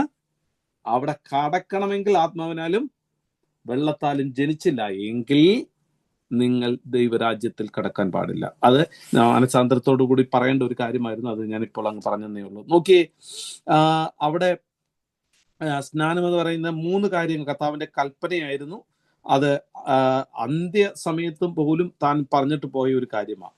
നോക്കിയേ, രണ്ടാമത് സ്നാനത്തെക്കുറിച്ച് നമുക്ക് ഇത് സ്നാനം എന്ന് രക്ഷിക്കപ്പെടുവാനുള്ള ഒരു മാർഗമല്ല സ്നാനം, പിന്നെ രക്ഷിക്കപ്പെട്ടവർക്കുള്ള ഒരു കാര്യമാണ് സ്നാനം. അല്ലാതെ പലരും പറയാറുണ്ട് രക്ഷിക്കപ്പെടാനായി സ്നാനപ്പെടുന്നു. സ്നാനം എന്ന് പറയുന്നത് രക്ഷപ്പെടുവാനുള്ള മാർഗമല്ല, രക്ഷിക്കപ്പെട്ടവർക്കുള്ള മാർഗമാണ്. അത് ക്രിസ്തുവിൽ വിശ്വസിച്ചവർക്കാണ് സ്നാനം, അല്ലേ? അപ്പോസ്തലപ്രവൃത്തി 8:37-38 വാക്യങ്ങൾ നമുക്കറിയാം. ഞാൻ പറഞ്ഞു, ഫിലിപ്പോസ് ഷണ്ണനോട് കൂടെ പറഞ്ഞ കാര്യം. അപ്പോസ്തലപ്രവൃത്തി 2-ാം അധ്യായം 41 വാക്യം. പത്രോസ് ഉപദേശങ്ങൾ സ്ഥാപിക്കുമ്പോൾ അപ്പോസ്തല ഉപദേശത്തിൽ 2:38 ഇവിടെ ഒക്കെ കാണുവാൻ കഴിയുന്നു, യേശു ക്രിസ്തുവിൽ വിശ്വസിക്കുന്നവർക്കാണ് സ്നാനം. അപ്പോസ്തലർ 10-ാം അധ്യായം വിശ്വസിച്ചവർക്ക് സ്നാനം എവിടാ? കൊർന്നല്യോസ്, ഇല്ലയോ? 10-ാം അധ്യായത്തിലേക്ക് നമുക്ക് കടന്നു വരുമ്പോൾ യഹൂദനെ പിന്നെ അവിടെ കാണുന്ന ഒരു കാര്യമുണ്ട്, കൊർന്നല്യോസിനെ സ്നാനം കഴിപ്പിച്ചത്. ഇതൊക്കെ സ്നാനത്തെക്കുറിച്ച് നമുക്ക് വ്യക്തമായിട്ട് പറഞ്ഞു തരുന്ന അധ്യായങ്ങളാണ് എന്ന് നമുക്ക് കാണുവാൻ കഴിഞ്ഞല്ലോ. അവിടെ ആ 10-ാം അധ്യായത്തിലേക്ക് ഒന്ന് കടന്നു വരാം. നമുക്ക് 1-2 വാക്യങ്ങളൊന്ന് വായിക്കാം. നമുക്ക് കൈസര്യയിൽ ഇത്താലിക്ക എന്ന പട്ടണത്തിൽ കൊർന്നേലിയൂസ് എന്ന മനുഷ്യൻ ശതാധിപനുണ്ടായിരുന്നു. അവൻ ഭക്തനും, നോക്കിക്കോണേ, തന്റെ സകല ഗ്രഹത്തോടും കൂടി ദൈവത്തെ ഭയപ്പെടുന്നവനും, ജനത്തിന് വളരെ അതുകൊണ്ട് ഒരു കാര്യമുണ്ട്, സ്നാനം വേണ്ട. ഞങ്ങള് എന്ത് ചെയ്തു? വളരെ എളുപ്പമായിരുന്നു പണ്ടത്തെ കാര്യം. പാപത്തിന് വേണ്ടി എന്ത് ചെയ്തു? ഒരു ആടിനെ യാഗം കഴിപ്പിക്കാൻ പോയാൽ മതിയായിരുന്നു. മുസ്ലിങ്ങളാണെങ്കിൽ മക്കേ പോയാൽ മതി. കുറച്ച് കാശുണ്ടാക്കി മക്കേ പോയി കഴിഞ്ഞാൽ അവരെന്ത് ചെയ്തു? സാത്താനെ കല്ലെറിഞ്ഞ് പാപങ്ങൾ, പിന്നെ അവർക്ക് പാപമില്ലെന്ന് പറഞ്ഞു. പിന്നെ തിരിച്ചു വന്നവരും അതിൽ കൂടുതൽ വലിയ പാപമാണ് ചെയ്യുന്നത്. മനസ്സിലായോ? പിന്നെ ഹിന്ദുക്കളാണെങ്കിൽ പല അമ്പലങ്ങളിൽ പോയി ഹോമയാഗമൊക്കെ നടത്തും, പ്രത്യേക യാഗമൊക്കെ. എന്തിനാ? അവരുടെ പാപത്തിന് പോക്കി. പക്ഷെ ഇതൊന്നും വേണ്ട. നമുക്ക് നമ്മുടെ റൂമിലിരുന്ന് നമ്മൾ കർത്താവിനോട്, ജീവനുള്ള ദൈവത്തോട് പറയുമ്പോൾ, കർത്താവേ, ഞാൻ പാപിയാണ്, അങ്ങ് ഞാൻ വിശ്വസിക്കുന്നു, അങ്ങ് എനിക്ക് വേണ്ടി യാഗമായി തീർന്നു, അങ്ങയുടെ രക്തം സകല പാപത്തെയും പൊക്കി ഞങ്ങളെ ശുദ്ധീകരിക്കുന്ന അങ്ങയുടെ രക്തം ഞങ്ങളെ, ഹല്ലേലൂയ, സ്തോത്രം, ശുദ്ധീകരിക്കുന്നു, എത്ര കടും ചുവപ്പായാലും അത് വെണ്മ പോലെ ആക്കും എന്ന് നീ ഒരു പൈസ, അതാണ് നമുക്കുള്ള ഏറ്റവും വലിയ ബെനിഫിറ്റും നമുക്കുള്ള. നോക്കി, നമ്മൾ 5 പൈസ ഇതിനു വേണ്ടി ചെലവഴിക്കുന്നില്ല. ഒരു ഹലാല അല്ലല്ലോ, ഒരു സെന്റ് പോലും ഇവിടെ ചെലവഴിക്കുന്നില്ല. അത്രത്തോളം നമുക്ക് ഇമ്പോർട്ടൻ്റ് ആയിട്ടാണ് നമുക്ക് കാണുവാൻ കഴിയും. നോക്കി, അവിടെ പറയുകയാണ്, ആ മനുഷ്യൻ എന്ത് ചെയ്തു? ജനത്തിന് വളരെ ധർമ്മം കൊടുക്കും. ധർമ്മം കൊടുത്തുകൊണ്ട് ഇല്ലെങ്കിൽ ഇതൊന്നും കാര്യമില്ല. അവൻ എന്ത് ചെയ്തു? അവിടെ വന്നിട്ട് താഴോട്ട് കടന്നു വരുമ്പോൾ കർത്താവ് അവനോട് പ്രാർത്ഥനയും ധർമ്മവും ദൈവത്തിന്റെ മുമ്പിൽ എത്തിയിരിക്കുന്നു. ഇപ്പോൾ യോപ്പയിലേക്ക് ആളയച്ചു പത്രോസ് എന്ന പേരുള്ള ശീമോനെ വരുത്തുക. അവൻ ശീമോൻ താഴോട്ട് വായിക്കുമ്പോൾ നമുക്കറിയാം, അവൻ സ്നാനമേറ്റു എന്ന് നമുക്ക് കാണുവാൻ കഴിയുന്നു. നോക്കിക്കോണേ, അപ്പോ കൊർന്നേലിയൂസ് സ്നാനപ്പെട്ടു. അവൻ ഭക്തനായൊരു മനുഷ്യനാണ്. ദൈവം അവനോട് സംസാരിച്ചപ്പോൾ അവൻ പ്രാർത്ഥിക്കുന്നവനായിരുന്നു. ധാരാളം ഇതായിരുന്നു. 9-ാം അധ്യായത്തില് നമുക്കറിയാം യഹൂദന് സ്നാനം ആവശ്യമാണെന്ന് അവിടെ കാണുവാൻ കഴിയുന്നു. 8-ാം നാളിൽ അവൻ പരിച്ഛേദന ഏറ്റെങ്കിലും ശൗല് സ്നാനപ്പെട്ടു, അല്ലേ? പൗലോസ് സ്നാനപ്പെട്ടത് നമുക്ക് കാണുവാൻ കഴിയും. അനന്യാസ് എന്ന ദൈവഭക്തനെ വിളിച്ച് അവന് എന്ത് ചെയ്തു? സ്നാനപ്പെട്ടതായിട്ട് നമുക്ക് കാണുവാൻ കഴിയുന്നു. അപ്പോ കൊർന്നേലിയോസിന്റെ സ്നാനം, ശൗലിന്റെ സ്നാനം, അനന്യാസിനെ അയച്ചു. അത് ഒരാളെ അയച്ചിട്ട്, ഇല്ലയോ? കൊർന്നേലിയോസിന്റെ അടുത്തേക്ക് പത്രോസിനെ അയച്ചു, ശൗലിന്റെ അടുത്തേക്ക് അനന്യാസിനെ അയച്ചു. 8-ാം അധ്യായം ഷണ്ണന്റെ അടുക്കിലേക്ക് ഫിലിപ്പോസിനെ അയച്ചു. 8-ാം അധ്യായം, 9-ാം അധ്യായം, 10-ാം അധ്യായം നിങ്ങൾ വായിച്ചു നോക്കി. അപ്പോസ്തല പ്രവൃത്തി 8, 9, 10. കൊർന്നേലിയോസിന്റെ സ്നാനം, ശൗലിന്റെ സ്നാനം, ഷണ്ണന്റെ സ്നാനം. മനസ്സിലായോ? അപ്പോ സ്നാനം എന്ന് പറയുന്നത് എന്താണ്? സ്നാനം ഒരു അത് നമ്മളെ കേട്ടു. സ്നാനം എന്ന് പറയുന്നത് ഇത് ദൈവത്തിന്റെ ആലോചനയാണ്, ദൈവം കൽപ്പിച്ചതാണ്, ദൈവം മാതൃക കാണിച്ചതാണ്, ദൈവം ഇല്ലെങ്കിൽ അപ്പോസ്തോലിക ഉപദേശമായിരുന്നു സ്നാനം. ക്രിസ്തീയ സ്നാനം വരുന്നതിന് മുമ്പ് 3 സ്നാനത്തെ കുറിച്ച് നമ്മൾ പറഞ്ഞു. പെട്ടക സ്നാനം 1 പത്രോസ്, ചെങ്കട സ്നാനം യോഹന്നാന്റെ സ്നാനം, അല്ലേ? അപ്പോ ഇതൊക്കെ ഒരു മുൻകുറിയായിരുന്നു. യഥാർത്ഥമായിട്ട് ഇല്ലെങ്കിൽ സമയത്ത് ഉപയോഗിക്കേണ്ട 3 നാമങ്ങളും പറയുന്നുണ്ട്. ഏതൊക്കെയാ? നമ്മൾ മത്തായി സുവിശേഷം 28-ന്റെ 19-ാമത്തെ വാക്യം പറയുന്നു, എന്താ? നിങ്ങൾ സകല സൃഷ്ടിയോടും ദൈവത്തിന്റെ വചനം പ്രസംഗിക്കണം, വിശ്വസിക്കുകയും സ്നാനമേൽക്കുകയും, ആകയാൽ നിങ്ങൾ പുറപ്പെട്ട് പിതാവിന്റെയും പുത്രന്റെയും പരിശുദ്ധാത്മാവിന്റെ നാമത്തിൽ സ്നാനം കഴിപ്പിച്ചു. ഇപ്പൊ 3 നാമം അവിടെ ഉച്ചരിക്കണം. നമുക്കറിയാം 3 നാമം എന്താണ്? പിതാവിന്റെ. അതുകൊണ്ടാണ് നിങ്ങളോട് സ്നാനപ്പെടുന്നവരോട് ചോദിക്കും, നിങ്ങൾ രക്ഷിക്കപ്പെട്ട ദൈവസന്നിധിയിൽ സമർപ്പിച്ച്, ഇല്ലെങ്കിൽ നിങ്ങൾ മനസാന്തരപ്പെട്ട രക്ഷയുടെ അനുഭവത്തിൽ കടന്നു വന്നിട്ടുണ്ടോ, നിങ്ങൾ കർത്താവായ യേശു ക്രിസ്തുവിൽ വിശ്വസിക്കുന്നുണ്ടോ, നിങ്ങളുടെ പാപം പൊക്കി നിങ്ങളെ എന്നൊക്കെ നമ്മൾ ചോദിക്കും സ്നാന സമയത്ത്. എന്നിട്ടാണ് സ്നാനം ചെയ്യുന്ന ആള് പറയും, നിങ്ങളുടെ സാക്ഷ്യത്തിന്റെ വചനപ്രകാരവും ദൈവത്തിന്റെ വചനപ്രകാരവും പിതാവിന്റെയും പുത്രന്റെയും പരിശുദ്ധാത്മാവിന്റെ നാമത്തിൽ നിങ്ങളെ സ്നാനം കഴിപ്പിക്കുന്നു. അപ്പോ നമ്മളെ കാണുവാൻ കഴിയുന്നത് എന്താണ്? ഒന്ന്, അവിടെ കാണുന്നത് മൂന്ന് സ്നാനത്തെക്കുറിച്ച് ഞാൻ കാണിച്ചു. കൊർന്നേലിയോസ് അവിടെ ഒരാൾ കടന്നു വന്ന് പത്രോസിനെ കൊണ്ടുവന്നു. അതുപോലെ തന്നെയാണ് നമ്മുടെ അടുത്തേയും, ഇല്ലയോ, പിതാവ് പുത്രന്റെ നാമത്തിലാണ് സ്നാനപ്പെടുത്തുന്നത് എന്ന് നമുക്ക് കാണുവാൻ കഴിയുന്നു. ഇനിയും സ്നാനത്തെക്കുറിച്ച് ഇതിന്റെ അർത്ഥം എന്താണ് സ്നാനം, ജലസ്നാനത്തെ സൂചിപ്പിക്കുന്ന എന്ന് നമുക്ക് നോക്കാം. നമ്മുടെ കർത്താവായ യേശുക്രിസ്തുവിന്റെ മരണം, അടക്കം, ഉയർപ്പ് എന്നിവയുള്ള വിശ്വാസമാണ് ഒരു പാപിയെ രക്ഷയെങ്കിലേക്ക് നയിക്കുന്നത്. ഹൃദയത്തിലുള്ള വിശ്വാസം ബാഹ്യമായി പ്രകടിപ്പിക്കുന്ന പ്രക്രിയയാണ് സ്നാനം. മനസ്സിലായോ? അതായത് രക്ഷ എന്ന് പറയുന്നത് നമ്മുടെ കർത്താവായ യേശുക്രിസ്തുവിന്റെ ബലിമരണം, അടക്കം, ഉയർപ്പ് എന്നുമുള്ള ഒരു വിശ്വാസമാണ് ഒരു പാപിയെ രക്ഷയെങ്കിലേക്ക് നയിക്കുന്നത്. ഹൃദയത്തിലുള്ള വിശ്വാസത്തെ ബാഹ്യമായി പ്രകടിപ്പിക്കുക. അതായത് ബാഹ്യമായി നമ്മൾ മറ്റുള്ളവരുടെ മുമ്പാകെ ഒരു സാക്ഷിയായി നമ്മൾ കാണിക്കുന്ന ഒരു പ്രക്രിയ സ്നാനം. ആകയാൽ ജനസ്നാനത്തിന് വിശ്വാസി വെളിപ്പെടുത്തുന്ന ഒന്ന്, ഞാൻ ക്രിസ്തുവിനോടുകൂടി മരിച്ചിരിക്കുന്നു, ഞാൻ ക്രിസ്തുവിനോടുകൂടി അടക്കപ്പെട്ടിരിക്കുന്നു, ഞാൻ ക്രിസ്തുവിനോടുകൂടി ഉയർത്തെഴുന്നേറ്റിരിക്കുന്നു. എവിടെ ആ വാക്യം കാണുന്നത്? റോമാലേഖനം 6-ാം അധ്യായം 1 മുതൽ താഴോട്ട് പോകും. വളരെ ഇമ്പോർട്ടൻ്റ് ആയിട്ടൊരു ലേഖനം. നമുക്ക് ഈ ദിവസങ്ങളിൽ ദൈവം അനുവദിച്ച റോമാലേഖനം ഒന്ന് പഠിക്കണം കേട്ടോ. വളരെ വളരെ അനുഗ്രഹിക്കപ്പെട്ട ഒരു ലേഖനം, വളരെ ഉപദേശ സത്യങ്ങളുള്ള ഒത്തിരി കാര്യങ്ങൾ പറയുന്ന ഒരു ലേഖനമാണ് ഈ റോമാലേഖനം. 6-ാം അധ്യായം അതിൻ്റെ 1 മുതൽ താഴോട്ടുള്ള വാക്യങ്ങൾ നമുക്കൊന്ന് വായിക്കാം. അവിടെ, ആകയാൽ നാം എന്ത് പറയേണ്ടു? കൃപ പെരുകേണ്ട പാപം ചെയ്തുകൊണ്ടിരിക്കുന്നു ഒരു നാളുമല്ല. നോക്കണേ, നമ്മൾ അത് വളരെ ഇമ്പോർട്ടൻ്റ് ആയിട്ട് നിങ്ങളുടെ ബൈബിളിലൊന്ന് വരച്ചു വെച്ചു.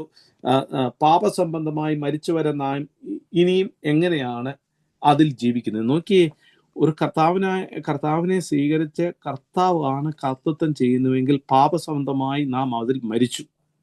അത് പിന്നെയും ജീവിക്കുവാൻ നമുക്ക് പാടില്ല.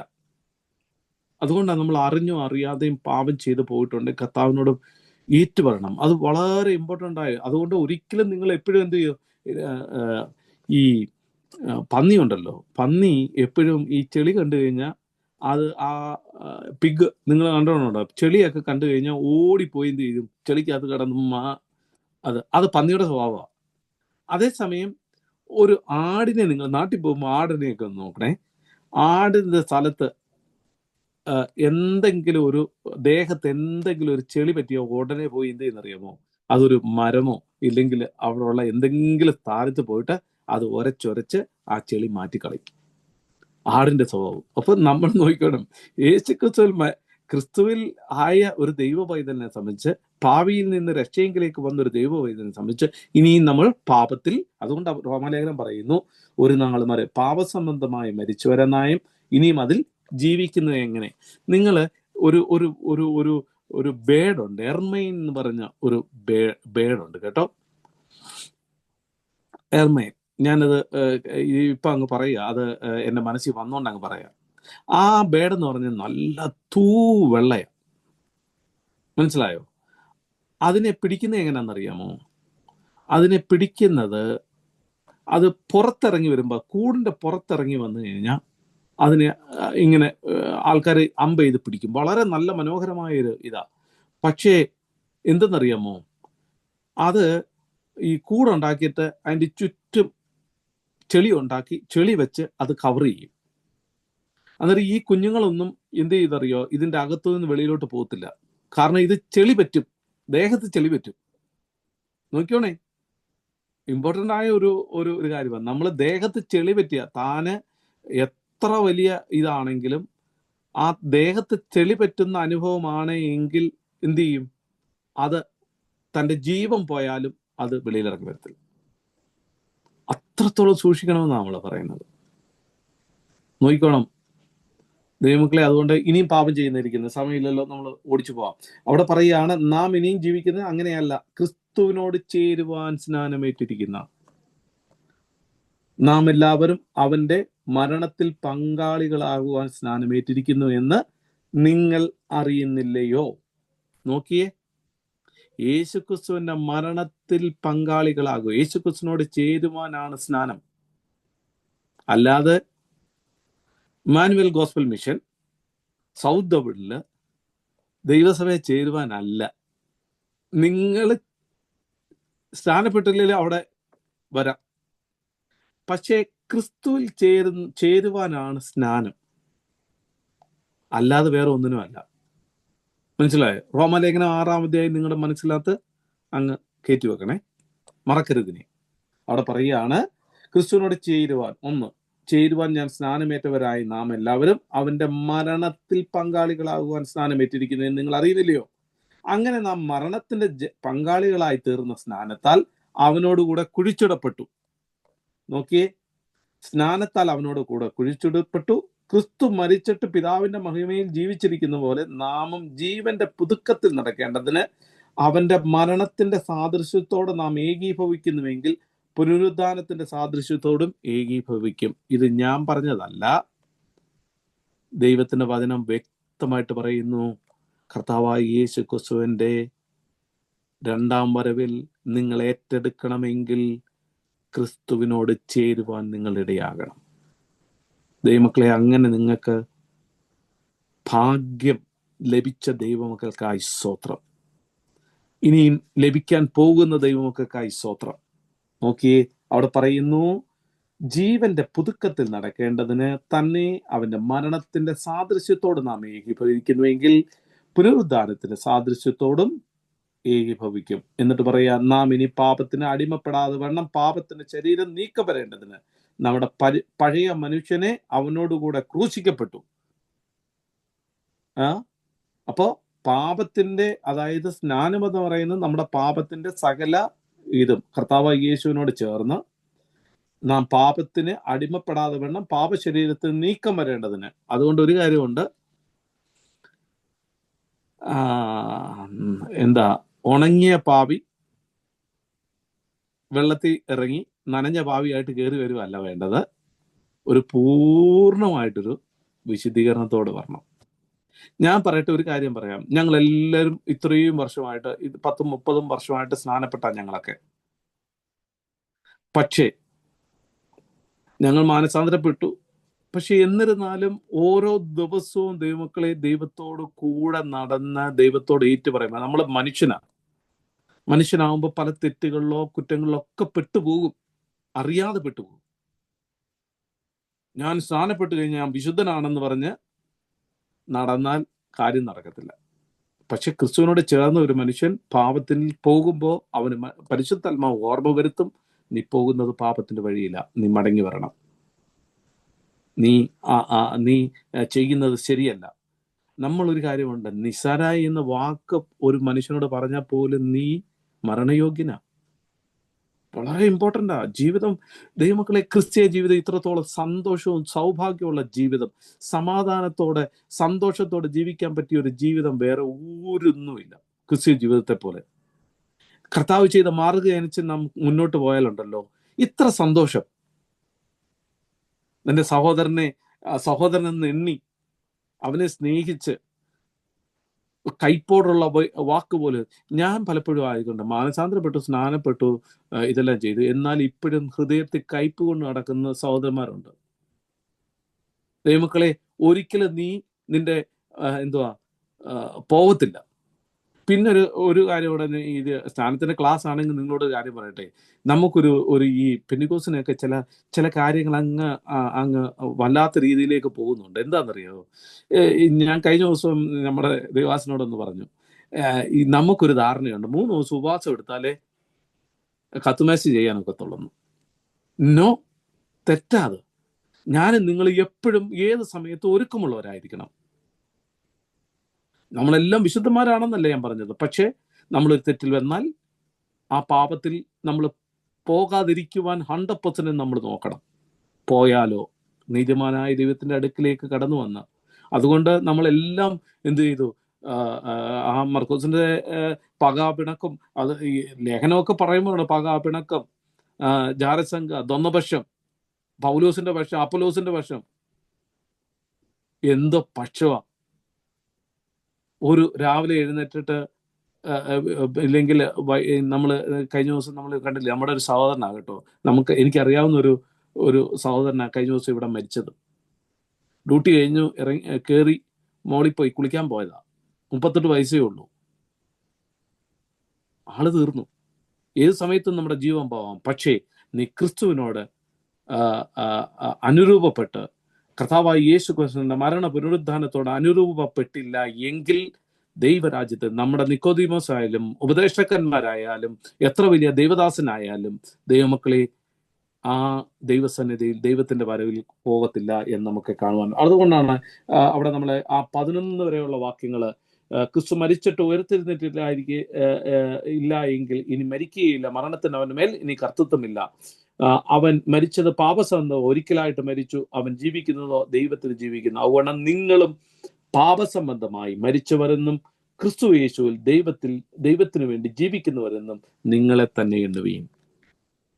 അപ്പോ ജലസ്നാനം സൂചിപ്പിക്കുന്ന അർത്ഥങ്ങൾ 3. ഞാൻ ക്രിസ്തുവിനോടുകൂടി മരിച്ചിരിക്കുന്നു.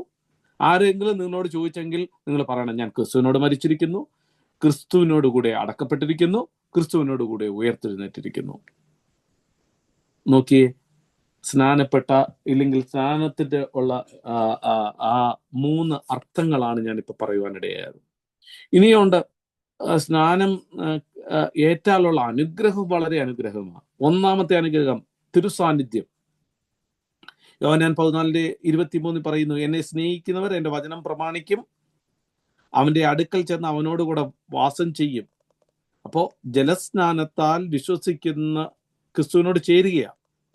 ശിഷ്യന്മാർക്ക് സ്നാനമേൽപ്പാൻ കൽപ്പന കൊടുത്തതിന് ശേഷം ഞാനോ ലോകാവസാനത്തോളം നിങ്ങളോട് കൂടെ ഉണ്ടെന്ന് അരുളി ചെയ്തു. അപ്പോ യേശു ക്രിസ്തു, അതായത് ഞങ്ങൾ അവന്റെ അടുക്കൽ ചെന്ന് അവനോട് കൂടെ വാസം ചെയ്യും. എന്നെ സ്നേഹിക്കുന്നവർ എൻ്റെ വചനം പ്രമാണിക്കും. ദൈവത്തിന്റെ വചനം പറയുന്നു എന്താണ്? നിങ്ങൾ വിശ്വസിക്കുകയും സ്നാനപ്പെടുകയും ചെയ്യണമെന്ന് പറയുന്നു, അല്ലേ? അങ്ങനെ ദൈവം കൽപ്പിച്ച കൽപ്പന ആയ സ്നാനം ഏറ്റൊരു ദൈവ പൈതലിന് അനുഗ്രഹം 3. അർത്ഥങ്ങൾ 3. 1, ഞാൻ ക്രിസ്തുവിനോട് കൂടെ മരിച്ചു, ഞാൻ ക്രിസ്തുവിനോടെ അടക്കപ്പെട്ടിരിക്കുന്നു, ക്രിസ്തുവിന് വേണ്ടി ക്രിസ്തുവിനോട് കൂടെ ഉയർത്തെഴുന്നേറ്റിരിക്കുന്നു. അങ്ങനെയുള്ള അനുഗ്രഹം 3. എന്താ? തിരുസാന്നിധ്യം. ഞാനോ ലോകാവസാനത്തോളം നിങ്ങളോട് കൂടെ ഇരിക്കും. ആത്മീയ സന്തോഷം അവർക്കുണ്ടാകും.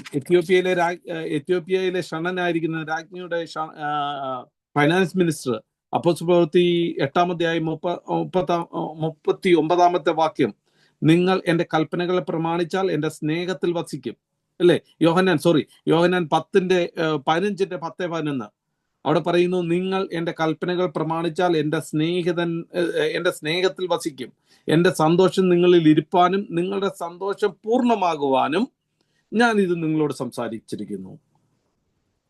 എന്തിനു വേണ്ടിയാ? നിങ്ങൾ എൻ്റെ കൽപ്പനകളെ പ്രമാണിച്ചാൽ എൻ്റെ സ്നേഹത്തിൽ വസിക്കും. കൽപ്പനകളെ പ്രമാണിച്ചാൽ മാത്രമേ സ്നേഹത്തിൽ ഉണ്ടാവത്തുള്ളൂ.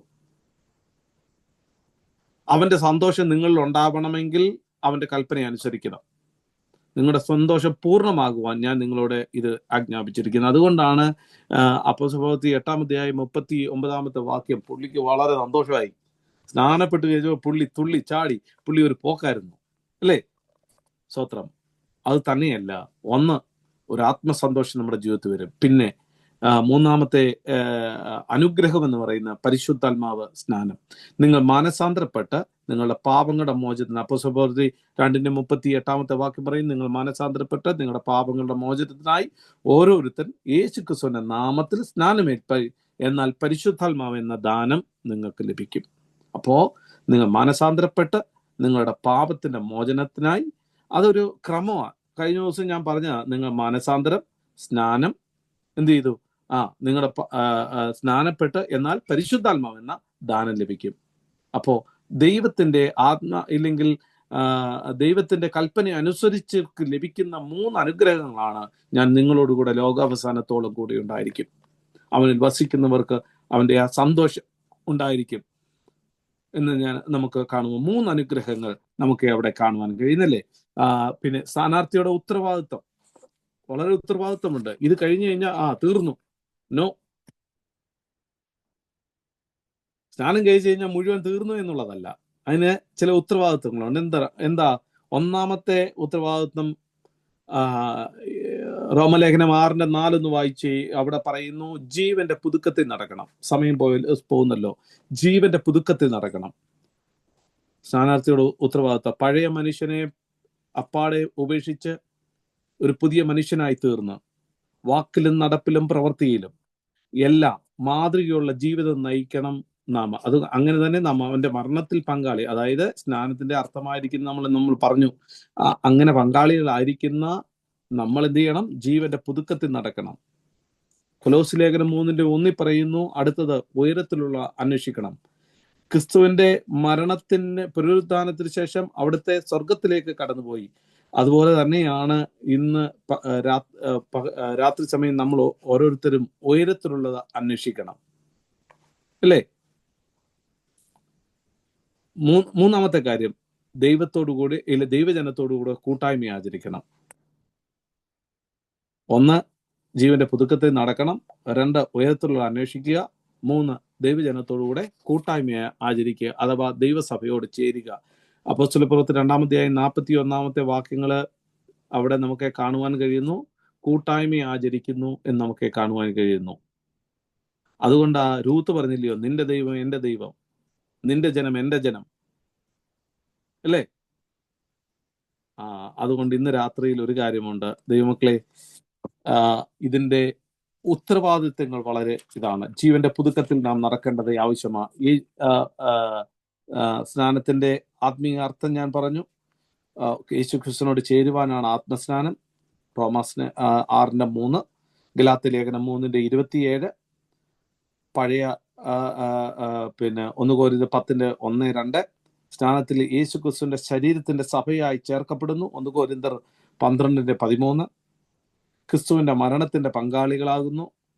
6:3 റോമാലേഖനം 6:3, കൊലോസ്യർ 2:12 ക്രിസ്തുവിനോടുകൂടെ ഉയർത്തെഴുന്നേൽക്കുന്നു. അത് ഒന്ന് വായിക്കേണ്ടത് ആവശ്യമാണ്.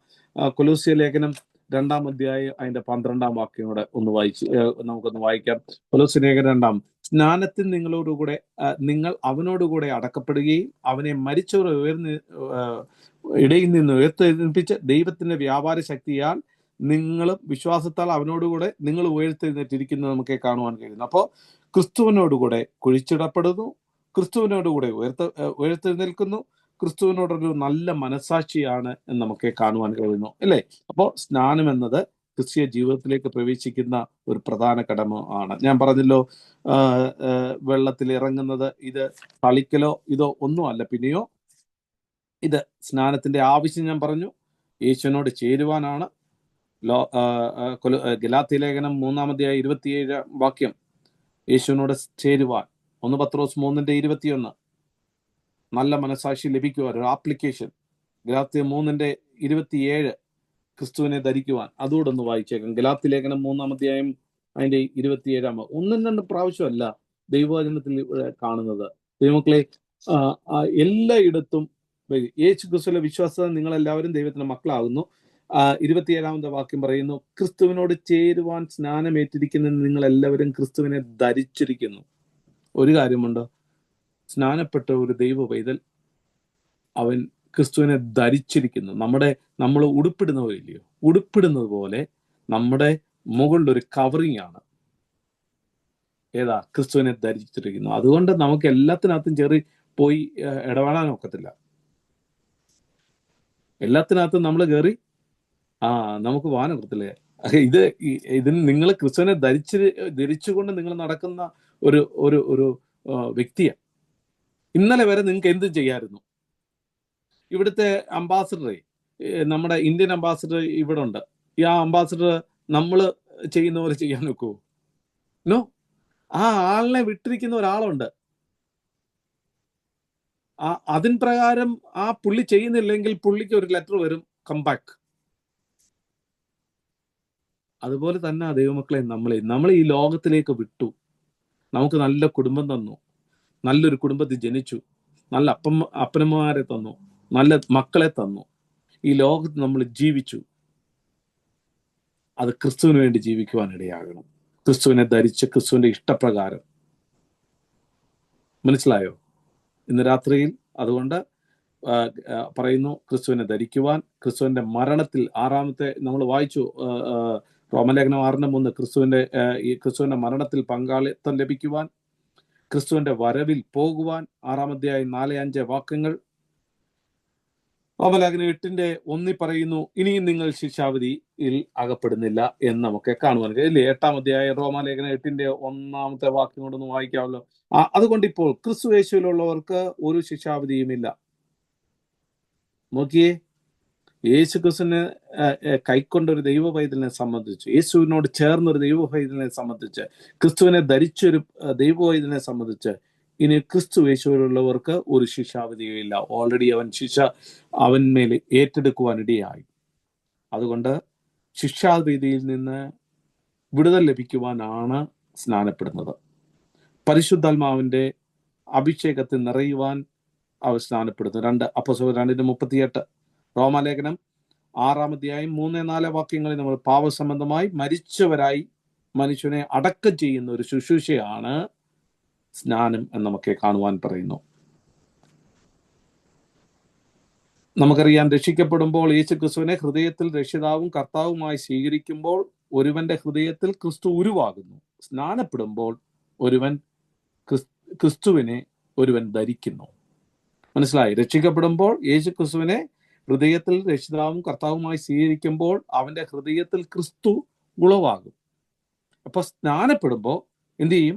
ക്രിസ്തുവിനെ ധരിക്കും. അതുകൊണ്ട് ഒരു കാര്യമുണ്ട്, ഇപ്പോൾ ക്രിസ്തു യേശുവിലുള്ളവർക്ക് ഒരു ശിക്ഷാവിധിയുമില്ല. സ്നാനം മൂലം യേശുവിനോട് ചേരുന്നു.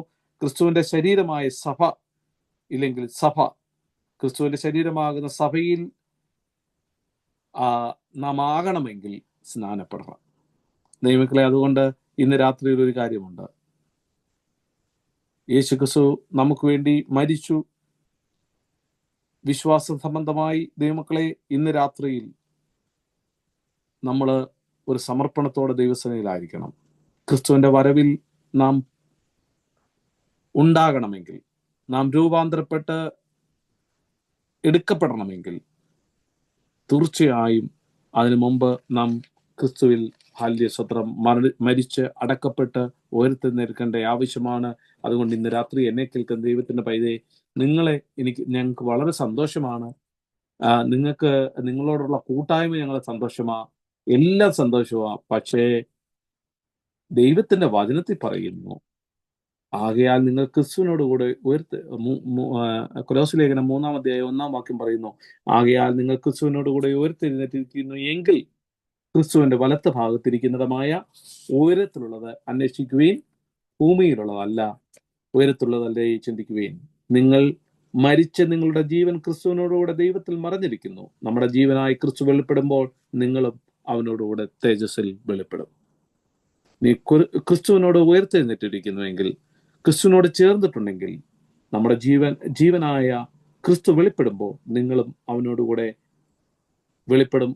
അതുകൊണ്ട് കൊലോസ്യ ലേഖനം പറയുന്നു, ആകയാൽ ദുർനടപ്പ്, അശുദ്ധി, അതിരാഗം, ദുർമോഹം, വിഗ്രഹാരാധന, അത്യാഗ്രഹം ഇങ്ങനെയുള്ള ഭൂമിയിലുള്ള നിങ്ങളെ അവയവങ്ങളെ മരിപ്പിപ്പീൻ. ഈ വക നിമിത്തം ദൈവകോപം അനുസരണക്കേട്ടവന്മേൽ വരുന്നു എന്ന് നമുക്ക് കാണുവാൻ കഴിയുന്നു. അത് തന്നെയോ ഇപ്പോഴോ അടുത്ത വാക്യം പറയുന്നു, വളരെ ഇമ്പോർട്ടൻ്റ് ആയ കാര്യമായല്ലോ. കൊലോസ്യ ലേഖനമൊക്കെ ഒന്ന് പഠിക്കണം കേട്ടോ. അവിടെ പറയുകയാണ്, അന്യോന്യം പോഷക പറയരുത്, ഉവയൊക്കെ വിട്ടുകളയണം. എന്തൊക്കെയാ? നിങ്ങൾ കോപം, ക്രോധം, ഈർഷ്യ, വായിൽ നിന്ന് വരുന്ന ദൂഷണം, ദുർഭാഷണം ഇവയൊക്കെയും വിട്ടുകളയണം. കോപവും ഈർഷ്യയും കോപം, ക്രോധം, ഈർഷ്യ, വായിൽ നിന്ന് വരുന്ന ദുർഭാഷണം ഒക്കെ വിട്ടുകളയണം. ഒരുവൻ ക്രിസ്തുവിലായ അവൻ പുതിയ സൃഷ്ടിയാ. നമുക്ക് എന്തും ചെയ്യാനൊക്കത്തില്ല, എന്തും പറയാനൊക്കത്തില്ല. നമ്മുടെ വാക്ക്, നമ്മുടെ അത് തന്നെയല്ല, അന്യോന്യം പോഷക പറയരുത്. നിങ്ങൾ പഴയ മനുഷ്യനെ അവന്റെ പ്രവൃത്തികളോടുകൂടെ ഉരിഞ്ഞു കളഞ്ഞ് തന്നെ സൃഷ്ടിച്ചവന്റെ പ്രതിമ പ്രകാരം പരിജ്ഞാനത്തിനായി പുതുക്കം 3-ാം അധ്യായം ഞാൻ വായിക്കുന്നത്, പരിജ്ഞാനത്തിനായി പുതുക്കം പ്രാപിക്കുന്ന പുതിയ മനുഷ്യനെ ധരിച്ചിരിക്കുന്നുവല്ലോ. ഇന്ന് രാത്രിയിൽ അതുകൊണ്ട് ദൈവത്തിന്റെ വൃതന്മാരായ സഹോദരന്മാരെ, മത്സരവ്, താഴ്മ, ദയ, സൗമ്യത, ദീർഘക്ഷമ എന്നിവ ധരിച്ചുകൊണ്ട് അന്യോന്യം പൊറുക്കുകയും ഒരുവനോടൊരുവൻ വഴക്കുണ്ടായാൽ തമ്മിൽ ക്ഷമിക്കുകയും ചെയ്യുന്നു. കർത്താവ് നമ്മളോട് ക്ഷമിച്ചതുപോലെ ക്രിസ്തുവിന്റെ സമാധാനം നിങ്ങളോടുകൂടെ വാഴണമെങ്കിൽ ദൈവങ്ങളെ ആലിയ സ്വത്രം ഇന്ന് നമ്മൾ പറഞ്ഞല്ലോ, നമ്മൾ കേട്ട ദൈവത്തിന്റെ വചനം അനുസരിച്ച് സ്നാനത്തിന്റെ ആവശ്യകത എന്താണെന്ന് ഞാൻ പറഞ്ഞു, സ്നാനത്തിന്റെ അർത്ഥം എന്താണെന്ന് ഞാൻ പറഞ്ഞു, സ്നാനപ്പെടുന്നവർക്ക് അനുഗ്രഹം എന്താണെന്ന് ഞാൻ പറഞ്ഞു, സ്നാനത്തിന്റെ ഉത്തരവാദിത്വം എന്താണെന്ന് ഞാൻ പറഞ്ഞു. ഇപ്പോൾ സ്നാനത്തിന്റെ എല്ലാ കാര്യത്തെക്കുറിച്ചും ഏത് വിധമാണ് എന്നൂടെ പറഞ്ഞിട്ട് ഞാൻ പറഞ്ഞല്ലോ. സ്നാനത്തിന്റെ അനുഗ്രഹവും കൂടെ പറഞ്ഞു, വിധം ഞാൻ പറഞ്ഞു, സ്നാനം ഇതെല്ലാം ഞാൻ പറയുവാനിടയായി. ഇത് ഒരുപാട് ക്ലാസ് എടുക്കേണ്ട കാര്യമാണ്, എങ്കിലും ഏകദേശം നിങ്ങൾക്ക് മനസ്സിലായി എന്ന് നമുക്ക് കാണുവാൻ കഴിയുന്നു. നമ്മൾ ദൈവസഭയോട് കടന്നു വന്നതുകൊണ്ട് കാര്യമില്ല, ദൈവസഭ ഇല്ലെങ്കിൽ ദൈവമക്കളുമായിട്ട് കൂട്ടായ്മ ആചരിച്ചുമായിട്ട് കാര്യമില്ല. ദൈവസഭ ഇല്ലെങ്കിൽ കർത്താവിന്റെ വരവിൽ നാം ഏറ്റെടുക്കണമെങ്കിൽ ക്രിസ്തുവിനോട് നാം ചേരണം. അതിന്റെ അർത്ഥം നമ്മൾ പറയുവാനിടയായി. അതുകൊണ്ട് ഇന്ന് രാത്രിയിൽ ദൈവമക്കളെ വളരെ ഇമ്പോർട്ടൻ്റ് ആയിട്ട് നമ്മൾ ചെയ്യേണ്ട ഒരു കാര്യമാണ്. ഇത് വേറെ ആരും പറഞ്ഞതല്ല, വേറെ ആരും കാണിച്ചു തന്നതല്ല. ഇത് കർത്താവായ യേശു ക്രിസ്തു തന്നെ കാണിച്ചു തന്ന ഒരു കാര്യമാണ് ഇത് എന്ന് നമുക്ക് കാണുവാൻ കഴിയുന്നു. അതുകൊണ്ട് ഇന്ന് രാത്രിയിൽ ദൈവമക്കളെ നമ്മൾ സ്നാനപ്പെടുവാൻ നമ്മളെ സമർപ്പിച്ചുവെങ്കിൽ അവന്റെ ഉത്തരവാദിത്വം കൂടെ നമ്മൾ ഏറ്റെടുത്ത് നാം നടക്കണം. ഒന്ന്, ജീവന്റെ പുതുക്കത്തിൽ നടക്കണം, ഉയരത്തിലുള്ള അന്വേഷിക്കണം, ദൈവസഭയുടെ കൂട്ടായ്മ ആചരിക്കണം. ദൈവസഭയുടെ കൂട്ടായ്മ ആചരിക്കുന്നത് എന്ന് പറഞ്ഞു കഴിഞ്ഞാൽ ആ ക്രിസ്തുവിനോട് ചേർന്നവർക്കാണ് കൂട്ടായ്മ ആചരിക്കുവാൻ ഇടയാകേണ്ടത്. ഇന്ന് രാത്രി ഞാൻ പറഞ്ഞു. അതുകൊണ്ട് ദൈവമക്കളെ, സ്നാനം എന്ന് പറയുന്നത് യേശു ക്രിസ്തുവിനെ ധരിക്കുന്നതാണ് സ്നാനം എന്ന് നമുക്ക് കാണുവാൻ കഴിയുന്നു. ഞാൻ പറഞ്ഞല്ലോ, യേശു ക്രിസ്തുവിനെ കൈക്കൊണ്ട ഒരാള് എങ്ങനെയെങ്കിലും നടക്കുക എന്നുള്ളതല്ല. ഒരുപാട് കാര്യങ്ങൾ ഇതിനെക്കുറിച്ച് പറയേണ്ടതാണ്. എങ്കിലും ഞാൻ പറഞ്ഞൊരു കാര്യം, കർത്താവായ യേശുവിനെ രക്ഷിതാവും കർത്താവുമായി സ്വീകരിച്ച് ജീവന്റെ പുതുക്കത്തിൽ നടന്ന് തന്റെ പാപവഴികളെ ഏറ്റുപറഞ്ഞ് ഉപേക്ഷിച്ച് ക്രിസ്തുവിനെ കർത്താവായി ഹൃദയത്തിൽ സ്ഥാപിച്ചു കഴിഞ്ഞ ഒരാൾക്ക് മാത്രമേ സ്നാനപ്പെടുവാൻ യോഗ്യതയുള്ളൂ. എല്ലാ ജോലിക്കും ആപ്ലിക്കേഷൻ കൊടുക്കുന്നതിന് മുമ്പ് നമുക്കൊരു യോഗ്യത അവർ നോക്കും. ചുമ്മാതെ കയറാൻ ഇതിയാക്കുക. മനസ്സിലായോ? യോഗ്യതയില്ലാത്തവൻ, ചിലപ്പോൾ യോഗ്യതയില്ലാത്ത ശുപാർശ കൊണ്ട് കയറുന്നവരുണ്ട്, ഏട്ടുമൂത്ത് SI ആയവരൊക്കെ ഉണ്ട്. അതിൻ്റെതായ ചില കുഴപ്പങ്ങൾ അവർ കാണിക്കുകയും ചെയ്യും. പക്ഷെ യഥാർത്ഥമായ ട്രാക്കിൽ കൂടെയാണ് ഒരു ദൈവ പൈതല് കടന്നു പോയിട്ടുണ്ട് എങ്കിൽ അവൻ അതുപോലെ നിൽക്കും. നമ്മുടെയൊക്കെ ഈ കാലഘട്ടത്തിൽ ഏറ്റവും വലിയ കുഴപ്പം എന്തെന്നറിയാമോ? പലരും ദൈവസഭയോട് ചേർന്നു, മാനസാന്തരപ്പെടാതാണ്. അപ്പൻ ഇല്ലെങ്കിൽ അപ്പം പാസ്റ്റായിരിക്കും. എൻ്റെ മോനും ഞാൻ എൻ്റെ കുഞ്ഞുങ്ങളോട് ഞാൻ പറഞ്ഞിട്ടുണ്ടായിരുന്നു, നിങ്ങൾ എന്ന് പൂർണ്ണമായിട്ട് നിങ്ങൾ വിശ്വസിച്ച്, അതായത് ഞാൻ പറഞ്ഞിട്ടല്ല, ഞാൻ ഒരിക്കലും പറഞ്ഞിട്ടില്ല. എൻ്റെ 2 സഹോദരന്മാർ, നിങ്ങൾക്കറിയാം, 2 സഹോദരന്മാർ, എൻ്റെ സജിയും സണ്ണിയും ഉണ്ട്. എൻ്റെ കൂടെ ഞാൻ പറഞ്ഞു, വചനം നിങ്ങൾ വന്ന് കേട്ട് കഴിഞ്ഞ് നിങ്ങൾ അതിൻ പ്രകാരം ജീവിക്കാൻ നിങ്ങൾക്ക് പൂർണ്ണ സമ്മതമാണെങ്കിൽ മാത്രമേ ഈ വിശ്വാസത്തിലേക്ക് വരാവൂ. ഞാൻ ഒരിക്കലും അവർ സ്നാനപ്പെടണമെന്ന് ഞാൻ പറഞ്ഞിട്ടില്ല. കാരണം വചനം കേട്ട് അവരെ തന്നെ അവരുടെ ജീവിതത്തെ സമർപ്പിച്ച്, അവർ തന്നെ അവരുടെ ജീവിതത്തെ ഏറ്റുപറഞ്ഞ് ഉപേക്ഷിച്ച് ദൈവസന്നിധി സമർപ്പിച്ച് അവർ കടന്നു വരുവാനിടയായി. നമ്മൾ ഈ അടിച്ചു പഴിപ്പിച്ച, ഈ നിന്ന് പഴുക്കുന്നതും ഈ അടിച്ചു പഴിപ്പിക്കുന്നതും, അതായത് കച്ചിയൊക്കെ വെച്ച് പഴിപ്പിക്കുന്നതൊക്കെ തമ്മിൽ വ്യത്യാസമുണ്ട്. ഇപ്പോൾ ഉണ്ടല്ലോ, ഈ മാങ്ങയൊക്കെ എന്തോ ഒരു സാധനം ഇടും, ആ സാധനം ഇട്ട് കഴിഞ്ഞാൽ പെട്ടെന്ന് പഴുക്കും. അതിൻ്റെ ടേസ്റ്റും നിന്ന് പഴുത്തതിൻ്റെ മാങ്ങയുടെ ടേസ്റ്റും വ്യത്യാസമാണ്. അതുകൊണ്ട് ഇന്ന് രാത്രി ഒരു കാര്യം ഓർത്തോണം, ആരെങ്കിലും പറഞ്ഞിട്ട് നിങ്ങൾ സ്നാനപ്പെടരുത്. ഇത് ദൈവത്തിന്റെ വചനമാണോ എന്ന് നിങ്ങൾ നോക്കണം. ഇത് കർത്താവ് കൽപ്പിച്ചതാണോ എന്ന് നിങ്ങൾ നോക്കണം.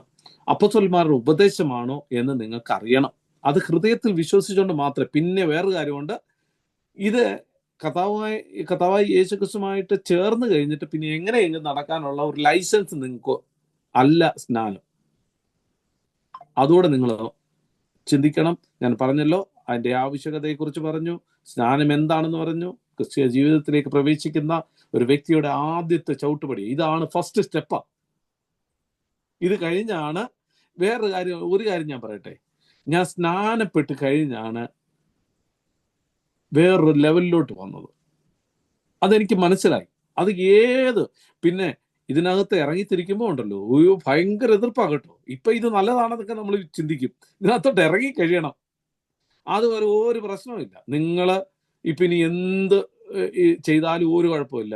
പാപിയായിട്ട് നടന്നാലും കുഴപ്പമില്ല, വെള്ളമടിച്ച് നടന്നാലും കുഴപ്പമില്ല, മറ്റുള്ളവരെ ചീത്ത പറഞ്ഞുകൊണ്ട് നടന്നാലും ഒരു പ്രശ്നമില്ല. നമ്മളൊന്ന് നേരെയായി ഇതിനകത്തോട്ട് ഇത് കടന്നു വന്ന് ഈ സ്നാനത്തിലേക്കൊക്കെ ഇറങ്ങിക്കഴിഞ്ഞാൽ ഭയങ്കര പോരാട്ടമൊക്കെ അന്നേരമാണ് വരുന്നത്. അല്ലാതൊന്നും പോരാട്ടമൊന്നുമില്ല. നമ്മളിതിലേക്ക് കടന്നു വന്നു കഴിഞ്ഞാൽ പല ഇൻഫ്ലുവൻസും വരും, പല പ്രശ്നങ്ങൾ വരും. ചിലപ്പോൾ നമ്മുടെ അപ്പനും ഉപേക്ഷിക്കുക, എൻ്റെ അപ്പനും അമ്മയും എന്നോട് പറഞ്ഞ ഇറങ്ങിപ്പോൻ പറഞ്ഞു, ഇറങ്ങിപ്പോയി, നിനക്ക് ഞങ്ങളുമായിട്ട് യാതൊരു ബന്ധവുമില്ല, നിങ്ങളുടെ പിന്നെ ഞാനൊരു വസ്തുവൊക്കെ മേടിച്ചായിരുന്നു, ഒരു സ്ഥലമൊക്കെ മേടിച്ചു, അതിനകത്ത് വീടൊക്കെ വെച്ചു കഴിഞ്ഞ് പറഞ്ഞു ആ സ്ഥലം എൻ്റെ അമ്മയുടെ പേരിലായിരുന്നു, അതും നിനക്ക് തരത്തില്ല, എല്ലാം പറഞ്ഞു. ഞാൻ പറഞ്ഞു, കർത്താവിന് വേണ്ടി എനിക്ക് ഇറങ്ങി തിരിച്ച എനിക്ക് ഇതിനെക്കാട്ടി വലുത് തരും. വസ്തുവോ വീടോ ഒന്നും അല്ല. ഞാൻ പറഞ്ഞതിൻ്റെ ഉദ്ദേശം, ആദ്യമൊക്കെ കുറച്ച് പ്രശ്നം ഉണ്ടായിരുന്നു, പിന്നെ എന്ത് സന്തോഷമായിരുന്നു. എൻ്റെ അപ്പനെ നോക്കാൻ പറ്റി, എൻ്റെ അപ്പന് ശുശ്രൂഷിക്കാൻ പറ്റി, അവർക്ക് വലിയ സന്തോഷമായിരുന്നു ഞങ്ങൾ ഈ വിശ്വാസത്തിലേക്ക് കടന്നു വന്നത്. അവർക്കും വലിയ മാറ്റം ഉണ്ടായി. ഇതൊക്കെയായിരുന്നു ദൈവമക്കളെ ഏറ്റവും വലിയ കാര്യം എന്ന് പറയുന്നത്. അതുകൊണ്ട് ഇന്ന് രാത്രിയിൽ നിങ്ങൾ പൂർണ്ണമായി വിശ്വസിക്കുന്നു എങ്കിൽ മാത്രം, എൻ്റെ കർത്താവ് എനിക്ക് വേണ്ടി മരിച്ചു, എനിക്ക് വേണ്ടി അടക്കപ്പെട്ടു, എനിക്ക് വേണ്ടി ഉയർത്തെഴുന്നേറ്റു, എൻ്റെ പാപം സകലത്തിൻ്റെയും പോക്കി, അവൻ്റെ രക്തം കൊണ്ട് അവൻ സകല പാപവും പൊക്കി എന്നെ ശുദ്ധീകരിക്കുന്നു എന്ന് നിങ്ങൾ വിശ്വസിക്കുന്നു എങ്കിൽ മാത്രം, കർത്താവായി യേശുവിനെ രക്ഷിതാവായി സ്വീകരിച്ച് അപ്പം പറഞ്ഞുകൊണ്ട് നിങ്ങൾ ചെയ്യരുത് കേട്ടോ. ഇന്ന് രാത്രി ഞാൻ പറയുക,